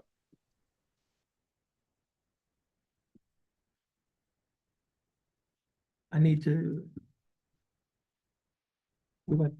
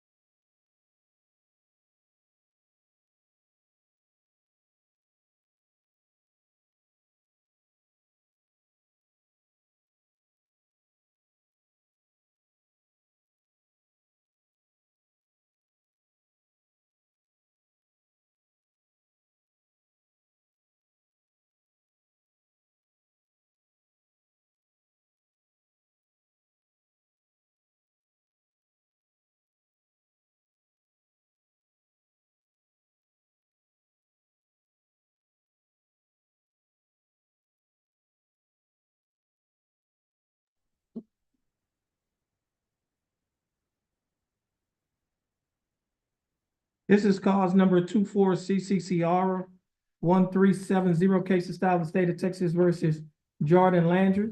Mr. Landry, is that your full name? Yes, sir. Mr. Landry, would you please raise your right hand? Mr. Landry, do you swear or affirm to tell the truth, the whole truth, and nothing but the truth, so help you God? Yes, sir. Mr. Landry, you may put your hand down. How are you doing, Mr. Landry? All right, how are you? I'm doing fine. Thanks for asking, Mr. Landry. I have before me two documents. The first document is titled Judge's Explanation of Rights to Defendants Without Attorney. You recognize this document? Yes, sir. And is this your signature on the line that's Yeah. titled Defendant? Yes, sir. And are these your initials online that state you like to apply for a court-appointed attorney? Yes, sir. I also have another document that is titled Jefferson County Affidavit of the Indigents. Do you recognize this document? Yes, sir. And on page 2 of this same document, there's a signature above the line that's titled Defendant. Is this your signature? Yes, sir. Now, Mr. Landry, before you sign and initial these documents, did you read the documents? Yes, sir. Did you understand what you read? Yes, sir. And is everything in these documents true and correct Yes, sir. to the best of your knowledge? Yes, Mr. sir. Landry, I read your answers. Based on your answers, you meet the eligibility requirements for the appointment of a court-appointed attorney. And the attorney that will be appointed to represent you in this case is attorney William Wilkerson. Mr. Wilkerson will be given information to contact you, and you will also be given information to contact him. Our court coordinator will give you that information. Once she gives you that information, you'll be free to leave. Could you give me some bond conditions? And Mr. Landry, I need to give you some bond. Hold on a minute. I need to give you some bond conditions, Yes, sir. in this case. What I'm gonna do, I'm gonna go ahead on and, Landry. Yeah, Wilkerson is his attorney.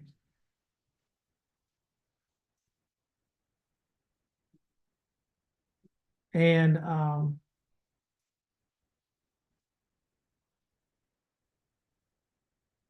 I hadn't signed it yet. I'm trying to get case stuff back me up.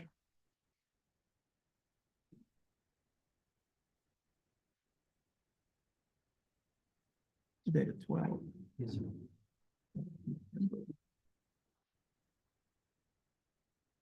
Effective as. I need it, our court bailiff is going to give you some bond conditions. Yes, sir. I'm going to go over these bond conditions with you. I can hand that to him. Mr. Wilkerson, that document that you have in your hand is titled Standard Bond Conditions in County Court at Law Number 2. Do you see that document, Yes, sir. Mr. Landry? Mr. Landry, I'm going to go over this document with you. And this document states that following return of a criminal information in County Court at Law Number 2 of Jefferson County, Texas, all bail bonds executed for release of any defendant named herein are ordered subject to the additional conditions.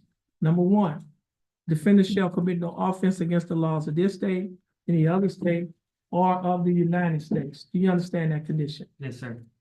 Condition number 2, defendant shall submit to testing for drugs and alcohol at any time as directed by the court. The court may revoke the bond and order the arrest of any defendant who A, refuses to submit to a test for drugs and alcohol when directed to do so by the court, or B, submit to a test for drugs and alcohol, and the test indicates the presence of drugs or alcohol in the defendant's body. Yes, Do sir. you understand that condition? Yes, sir. And condition number 3, the defendant shall not communicate either directly or indirectly with the alleged victim of the pending offense, and the defendant shall not go near any residence, school, or other location frequented by the alleged victim. Do you understand that condition? Yes, sir. And condition number 4, the defendant is prohibited from possessing a firearm or ammunition unless the defendant is a peace officer as defined by section 1.07 of the Penal Code, actively engaged in employment as a sworn full-time paid employee of a state agency or political subdivision. Do you understand that? Yes, sir. Now, Mr. So I do have one question about that one. I don't own one, but I do have a job where I work at a pawn shop and I do handle them on a daily basis. Am I not able to handle them at all, or I'm just not allowed to possess one? Well, it says that you're not supposed, it says that it's prohibited from possessing a firearm or ammunition unless the defendant is a peace officer Okay, as defined by section 107 of the Penal Code Act, and engaged in employment as a sworn full-time paid employee of a state agency or political subdivision. Okay? yes, sir. Now, if you violate any one of these conditions, your bond can be revoked. And if your bond is revoked, a warrant will be issued for your arrest. You'll be arrested and placed in the Jefferson County Jail. Do you understand? Yes, sir. All right, just have a seat. And wait for your name to be called. Once your name is called, go to the one that you'll be free to go after you finish. Thank you, Your Honor. I don't have to copy that. I gave him, I signed it. You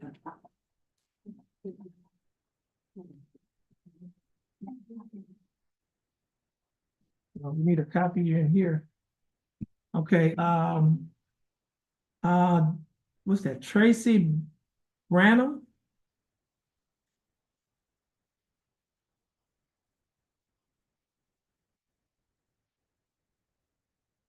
Mr. Branham, How you doing? your full name is Tracy Branham? Yes, sir. Mr. Branham, would you please raise your right hand? Mr. Branham, do you swear or affirm to tell the truth, the whole truth, and nothing but the truth so help you God? Yes, sir. Mr. Branham, you may put your hand down. How are you doing, Mr. Branham? I'm good. How you? I'm doing fine, Mr. Branham. I have before me a document that is titled Misdemeanor Plea Admonishments. This document is titled, excuse me, Judge's Explanation of Rights of Defendants Without Attorney. Do you recognize this document? Yes, sir. And is this your signature on the line that's titled Defendant? Yes, sir. And are these initials on the line that state you like to apply for a court-appointed attorney? And Mr. Branham, I also have another document that is titled Jefferson County Affidavit of Indigence. Do you recognize this document? And on page 2 of this same document, there's a signature above the line that is titled Defendant Signature. Is this your signature? Now, Mr. Branham, before you sign and initial these documents that I just showed you, did you read the documents? Yes, sir. Did you understand what you read? And is everything in these documents true and correct to the best of your knowledge? Mr. Branham, I read your answers. Based on your answers, you meet the eligibility requirements for the appointment of a court-appointed attorney. And the attorney that will be appointed to represent you in this case is Attorney Langston Adams. Attorney Adams will be given information to contact you, and you will also be given information to contact him. Our court coordinator will give you that information. Once she gives you that information, you'll be free to go, and you have a blessed day. Now, Mr. Branham, before she gives you that information, I'm going to go over some bond conditions with you.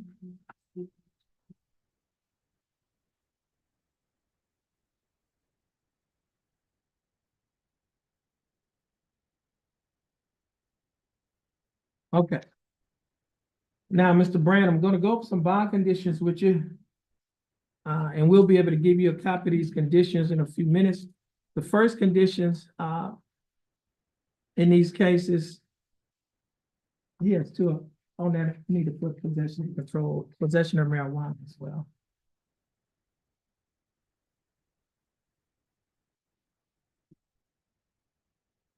Okay, now, Mr. Brandon, the first conditions, well, it states that following the return of a criminal conviction in county court at law number 2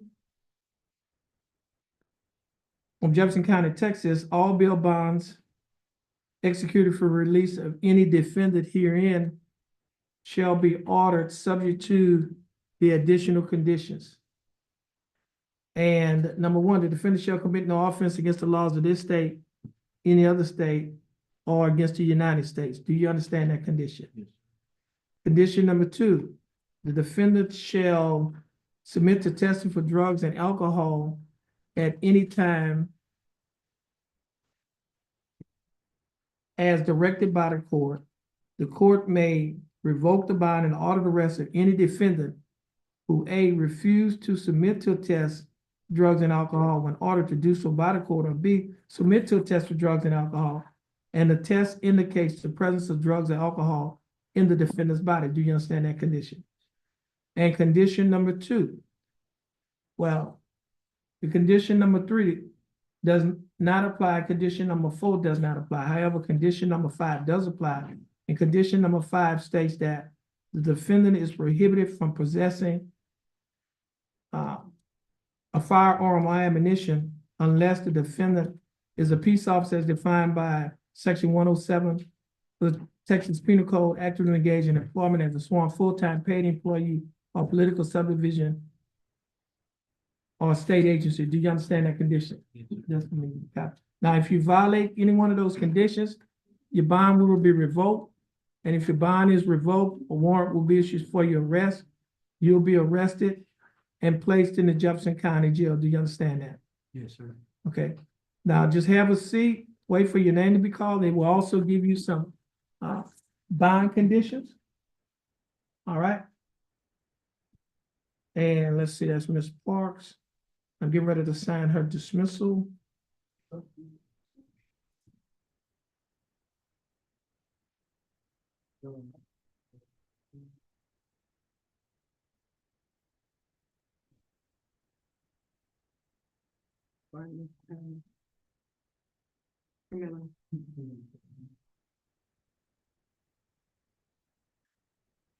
Okay, Ms. Parks. I just signed your dismissal. Just wait a minute. She's gonna give you a copy of your dismissal in a few seconds. Now, is it gonna come out? Do you have to, I just sent it to, I guess. Trina? She's gonna have to send it.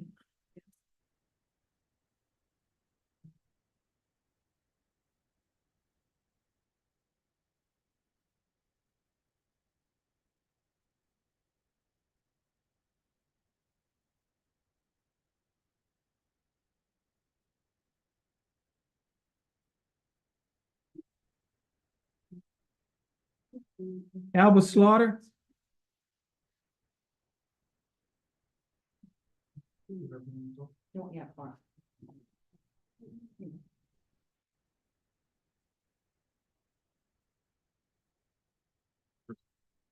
Okay, Mr. Slaughter, your full name is Albert Slaughter?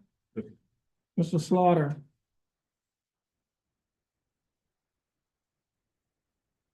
Would you please raise your right hand? Mr. Slaughter, do you swear or affirm to tell the truth, the whole truth, and nothing but the truth so help you God? Yes, sir. Mr. Slaughter, you may put your hand down. How are you doing, Mr. Slaughter? Doing good, you? I'm doing fine, thanks for asking. Mr. Slaughter, I have before me two documents. The first document is titled Judge's Explanation of Rights of Defendants Without Attorney. You recognize this document? Yes, sir. And is this your signature on the line that's titled Defendant? Yes. And are these your initials on the line that state that you like to apply for court-appointed attorney? Yes. I also have a document that is titled Jefferson County Affidavit of Interest. You recognize this document? Yes. On page 2 of the same document, there's a signature above a line that is titled Defendant Signature. Is this your signature? Yes, sir. Now, Mr. Slaughter, before you signed and initialed these documents, did you read the documents? Yes, sir. And did you understand what you read? Yes. And is everything in these documents true and correct to the best of your knowledge? Yes. Mr. Slaughter, I read your answers. Based on your answers, you meet the eligibility requirements for the appointment of a court-appointed attorney, and the attorney that will be appointed to represent you is Attorney Don Boudreaux. Attorney Boudreaux will give information to contact you, and you will also be given information to contact him. Our court coordinator will give you that information. Once she gives you that information, you'll be free to go. You have a blessed day. Please have a seat in that second chair on the wall.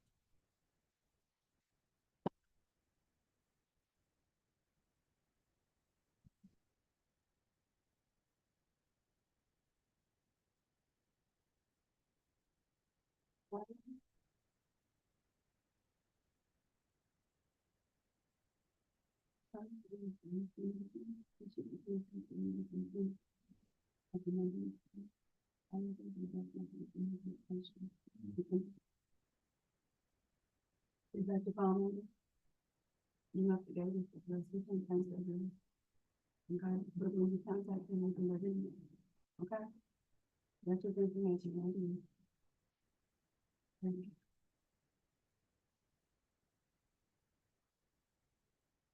Here you go.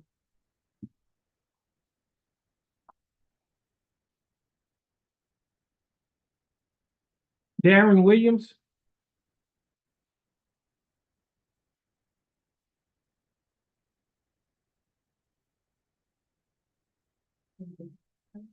Mr. Williams, your full name is Darren Williams. Yes, sir.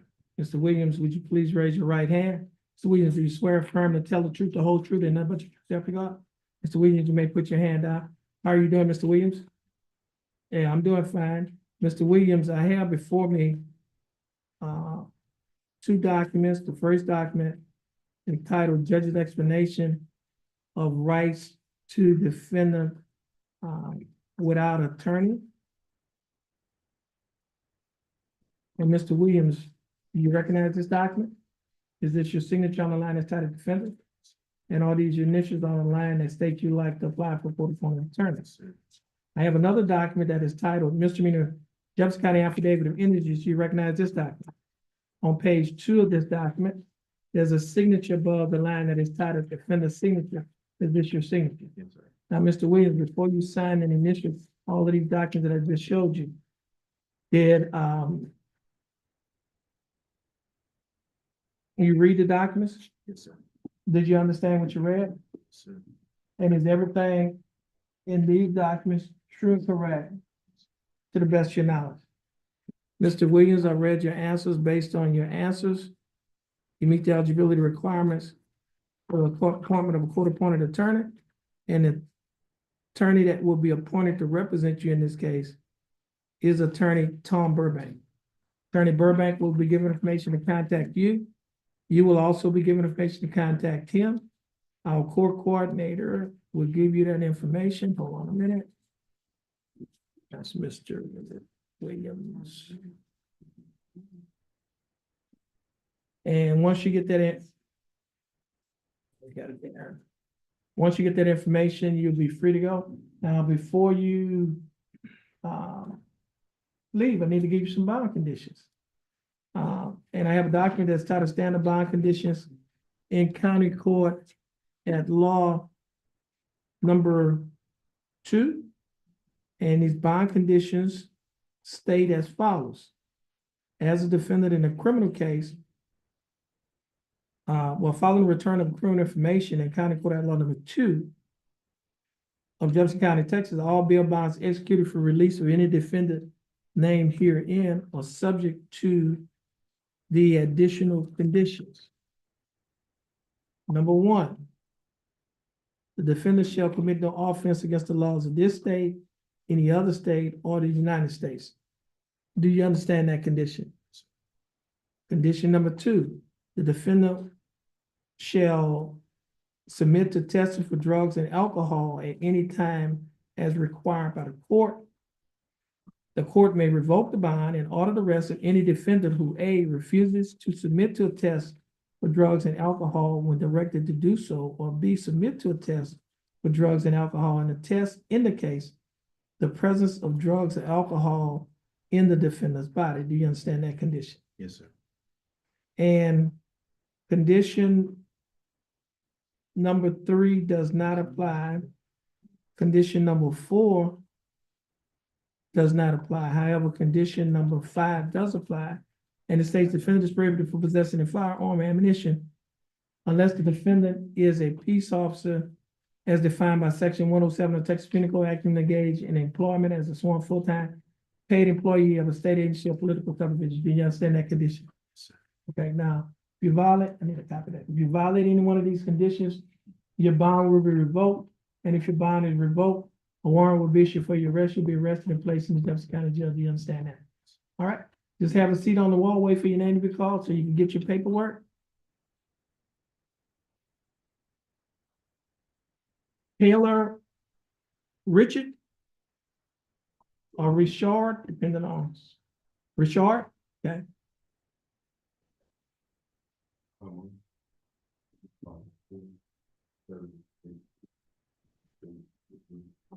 Okay, Miss Richard, I have before me 2 documents. Well, first of all, Ms. Rush, would you please raise your right hand? Swear affirm to tell the truth, the whole truth, and nothing but the truth, so help you God?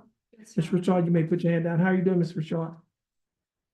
I'm doing fine, thanks for asking. Ms. Richard, I have before me a document that's titled Judge's Explanation of Rights of Defendants Without Attorney. Do you recognize this document? And is this your signature on the line that's titled Defendant? And all these initials on the line state you like to apply for court-appointed attorney? I also have a document that's titled Jefferson County Affidavit of Indigence. You recognize this document? on page 2 of the same document, there's a signature above the line that's got a defendant. Is this your signature? Now, Mr. Richard, before you signed and initialed these documents, did you read the documents? Did you understand what you read? Yes, Your Honor. And is everything in these documents true and correct Yes, Your Honor. to the best of your knowledge? Mr. Richard, I read your answers. Based on your answers, you meet the eligibility requirements for the appointment of a court-appointed attorney. And the attorney that will be appointed to represent you in this case is Attorney Peter Doyle. Attorney Doyle will be given information to contact you. And you will also be given information to contact him. Our court coordinator will give you that information. Once she gives you that information, you'll be free to go. Mr. Short, let me see.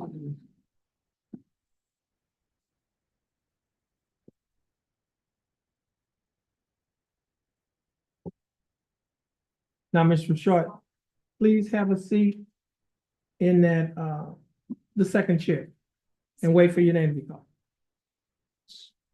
Yes, So if I'm on deferred driving right now, will that affect this? if you what? I'm on deferred driving right now Deferred driving. What is that? because I got a ticket for not insurance, not registration. Oh, yeah, that's a Like this, I don't. not this. Okay. Oh, yeah, I mean, I don't know, when you say deferred driving, I mean, I guess you got a speeding ticket or some kind of ticket, I don't know. Yeah, I don't know. Okay.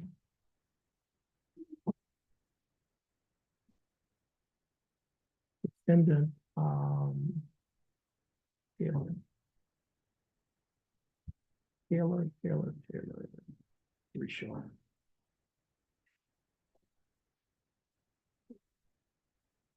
Here you go.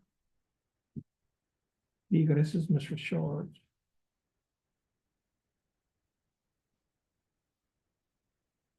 Here you go. This one was dismissed. We could shred that. Nicole O'Dwyer is representing herself. She's going to come by the DA's office later today to review discovery with us. Ardwine? Yes. Where's Ardwine? Okay, Miss Ardwine, would you come forward? You said she's gonna, okay.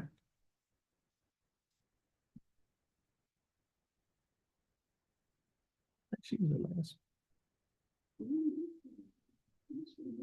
Miss Ardwine, your full name is Nicole Ardwine? Yes, sir. Miss Ardwine, would you please raise your right hand? Miss Ardwine, do you swear affirm to tell the truth, the whole truth, and nothing but the truth, so help you God? Miss Ardwine, I have before me two documents. First document is titled Judge's Explanation of Rights to Defendants Without an Attorney. You recognize this document? Yes. And is this your signature on the line that's titled Defendant? Yes. Or these are the initials on the line state you like to waive your right to attorney and represent yourself? Yes. I also have another document that's titled Waiver Counsel for purposes of enter guilty plea or proceeding to trial. You recognize this document? Yes. And is this your signature on the line that's titled Defendant? Yes. Ms. Ardwine, before you signed and initialed these documents, did you read the documents? Yes. You understand what you read? Yes. Is everything in these documents true and correct to the best of your knowledge? Yes. Ms. Ardwine, the state is just informing that you're going to go to the DA's office sometime today Yes, Your Honor, this and to refuse some documents. And so she need a reset. I'm just trying, we just reset it that this afternoon after she reviewed the documents. How y'all want to handle that? I guess I would ask for a week reset so the Okay. state can figure out what to do once we Okay. review that. We're gonna discovery. reset it for 1 week. All right. Once you get your reset, you'll be free to go and you can meet with the DA this afternoon. Okay. All right, just have a seat.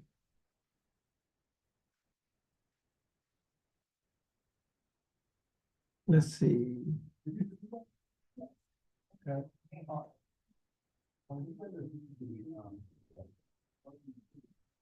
Who else?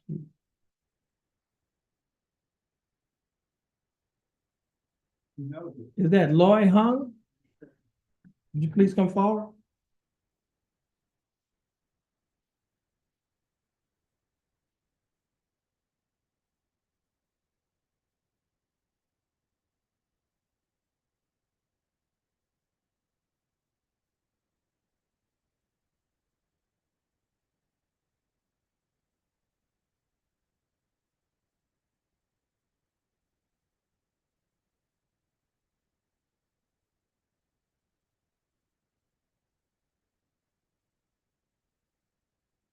Mr. Hung, would you please raise your right hand?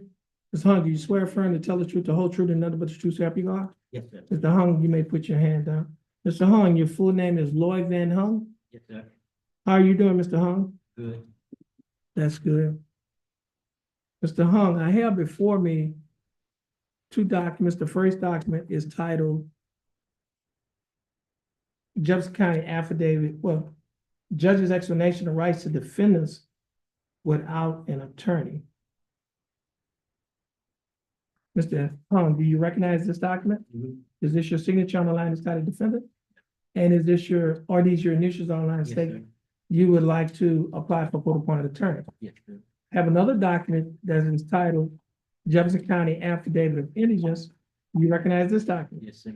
And on page 2 of the same document, there's a signature above the line that's titled defendant signature is just your signature. Yes, sir. Now, Mr. Hung, before you sign and initial these documents, did you read the documents? Yes, sir. Did you understand what you read? Yes, sir. And is everything in these documents true and correct to the best of your knowledge? Yes, sir. Mr. Hung, I will, I've read your answers. And based on your answers, you do meet the eligibility requirements for the appointment of a court-appointed attorney. And the attorney that will be appointed to represent you in this case is Attorney David Grove. Attorney Grove will be given information to contact you, and you will also be given information to contact him. Our court coordinator will give you that information. Once she gives you that information, you'll be free to go, and you have a blessed day. Please have a seat in that first chair on the wall.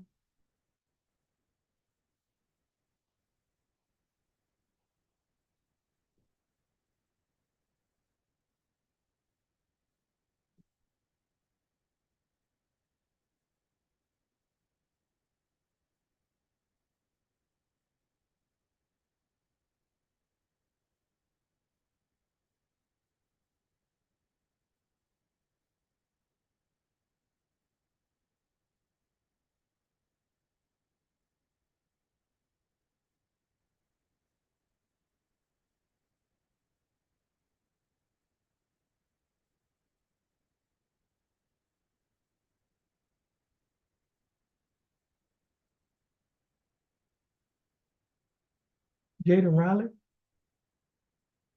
You're gonna have to come back, 'cause,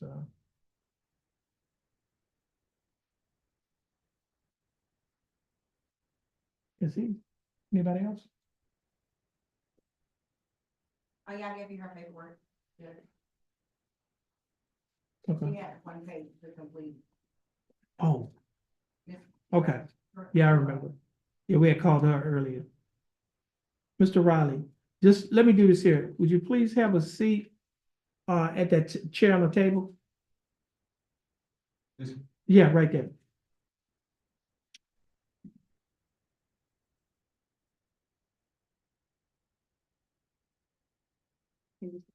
Is that Anna Camarillo? Would you please come forward?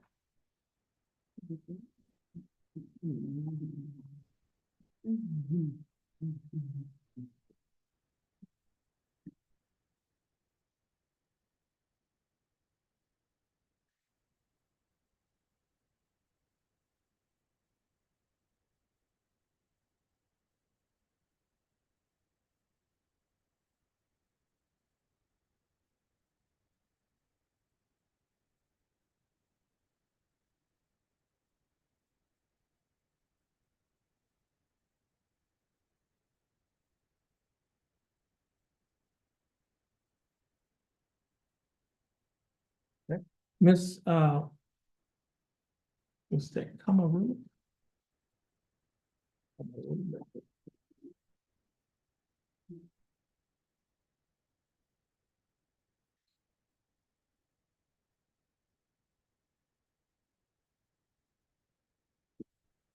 Camarillo, okay, Anna Julia Camarillo. Ms. Camarillo, would you please raise your right hand?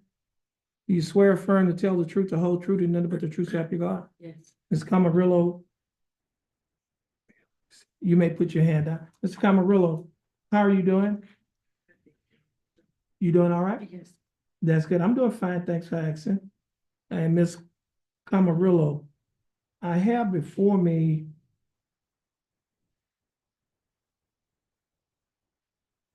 two documents. First document is titled Judge's Explanation of Rights to Defendants Without Attorney. Do you recognize this document? Yes, And is this your signature on the line that's titled defendant? yes, And are these your initials on the line that state you'd like to apply for court-appointed yes, attorney? sir. I also have another document. This document is titled, that's straight. This document is titled Jefferson County Affidavit of Indigence. Do you recognize this document? Yes, sir.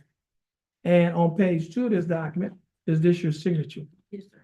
Now, Ms.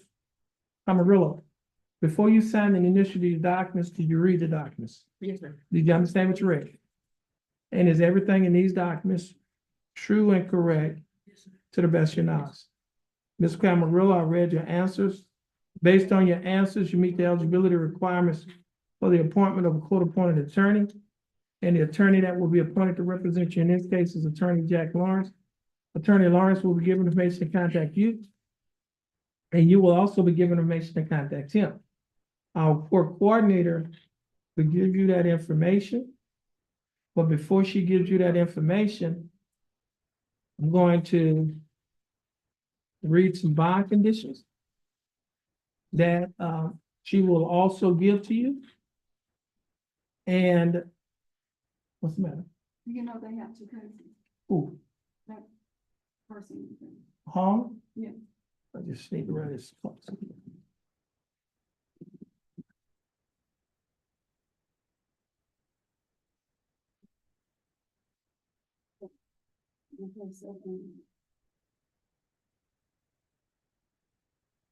Yeah.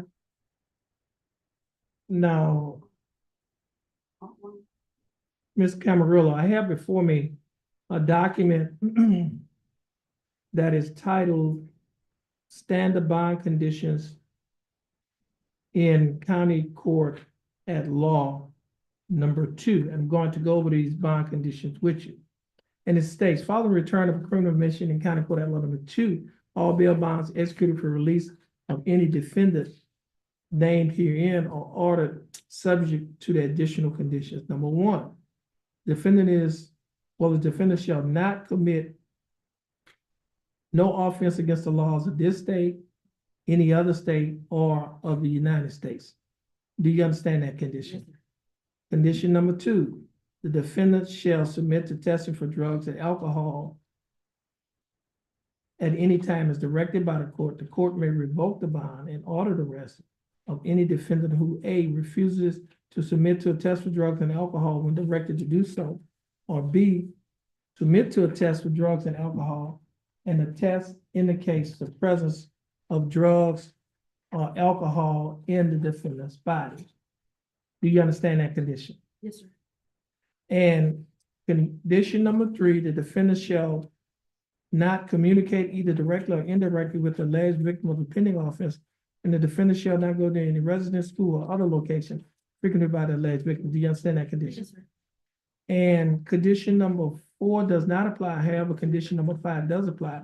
Condition number 5 states the defendant is prohibited from possessing a firearm or ammunition unless the defendant is a peace officer as defined by section 1.07 Penal Code, active to engage in employment as a sworn full-time paid employee of a state agency or political subdivision. Do you understand that condition? Okay. Excuse me, I have a question, about I'm not from here, I'm from the valley, from, Hidalgo County. It's, 6 hours away. Okay. How does that work? Like, do I have to come all the way over here? Like for the drug testing and alcohol testing, or how does that? work? If that's done, it'll be done while you're in court on your court day. Oh, okay, okay. All right. Thank you. Or we would have to ask you to come in, but you'll be contacted. Okay, perfect.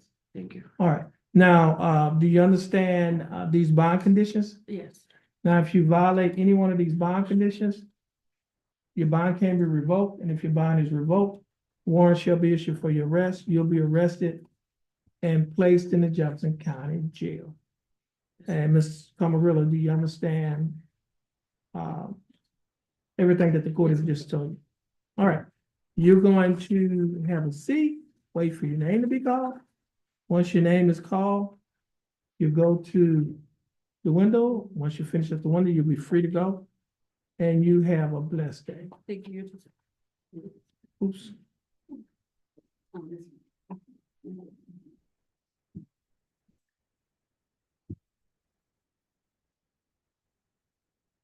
Okay, now, matter of fact, Miss Camarillo, the attorney that I just appointed, he just walked in. That's him right there. That's Mr. Long. You were just previously appointed to represent her. I just appointed you this morning, just now. Oh, all right. Okay, so if you want to talk to her, you can. She just informed me that she lives in the valley. Yeah, Hidalgo County. Yeah, so if you want to talk to her before she leaves, you can do that. If that's what you want to do. What's the charge? Assault, family violence, yeah. Yeah, you don't, if you want to talk to her, you can go out, you can talk to her in the back or you can go outside and talk to her. I'll talk to her She's, back there. okay, that's fine. Do you have some of your people with you? No, she's, yeah. Okay, back there.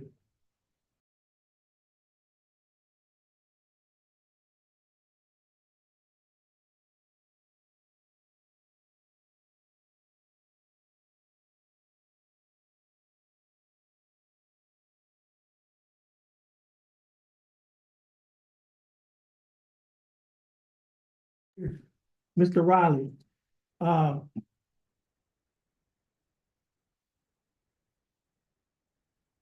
your full name is Jaden A. Riley? Mr. Riley, would you please raise your right hand? Mr. Riley, do you swear or affirm to tell the truth, the whole truth, and nothing but the truth, so help you God? Mr. Riley, you may put your hand down. How are you doing, Mr. Riley? That's good. Now, Mr. Riley, I have before me two documents. The first document is titled Judge's Explanation of Rights to Defendants Without Attorney. Do you recognize this document? And on the next document, the next document is titled Waiver of Counsel for Purposes of Entering Guilty Plea or Proceeding Trial. You recognize this document? Now, is this your signature on the line as titled defendant? Yes, sir. And on the first document, is this your signature on the line as titled defendant? And are these your initials on the line that state you would like to waive your right to an attorney and represent yourself? Yes, sir. Now, Mr. Riley, before you signed and initialed these documents that I just showed you, did you read the documents? Yes, sir. Did you understand what you read? And is everything in these documents true and correct to the best of your knowledge? Yes, sir. Mr. Riley. Let's see. I read your answers. Now, Mr. Riley, you'll have an opportunity to talk to the prosecutors. Have you talked to the you haven't talked to the you haven't, okay, you haven't talked to the prosecutors about your case. You'll have an opportunity to talk to the prosecutors about your case to see whether or not y'all can reach a settlement on your case.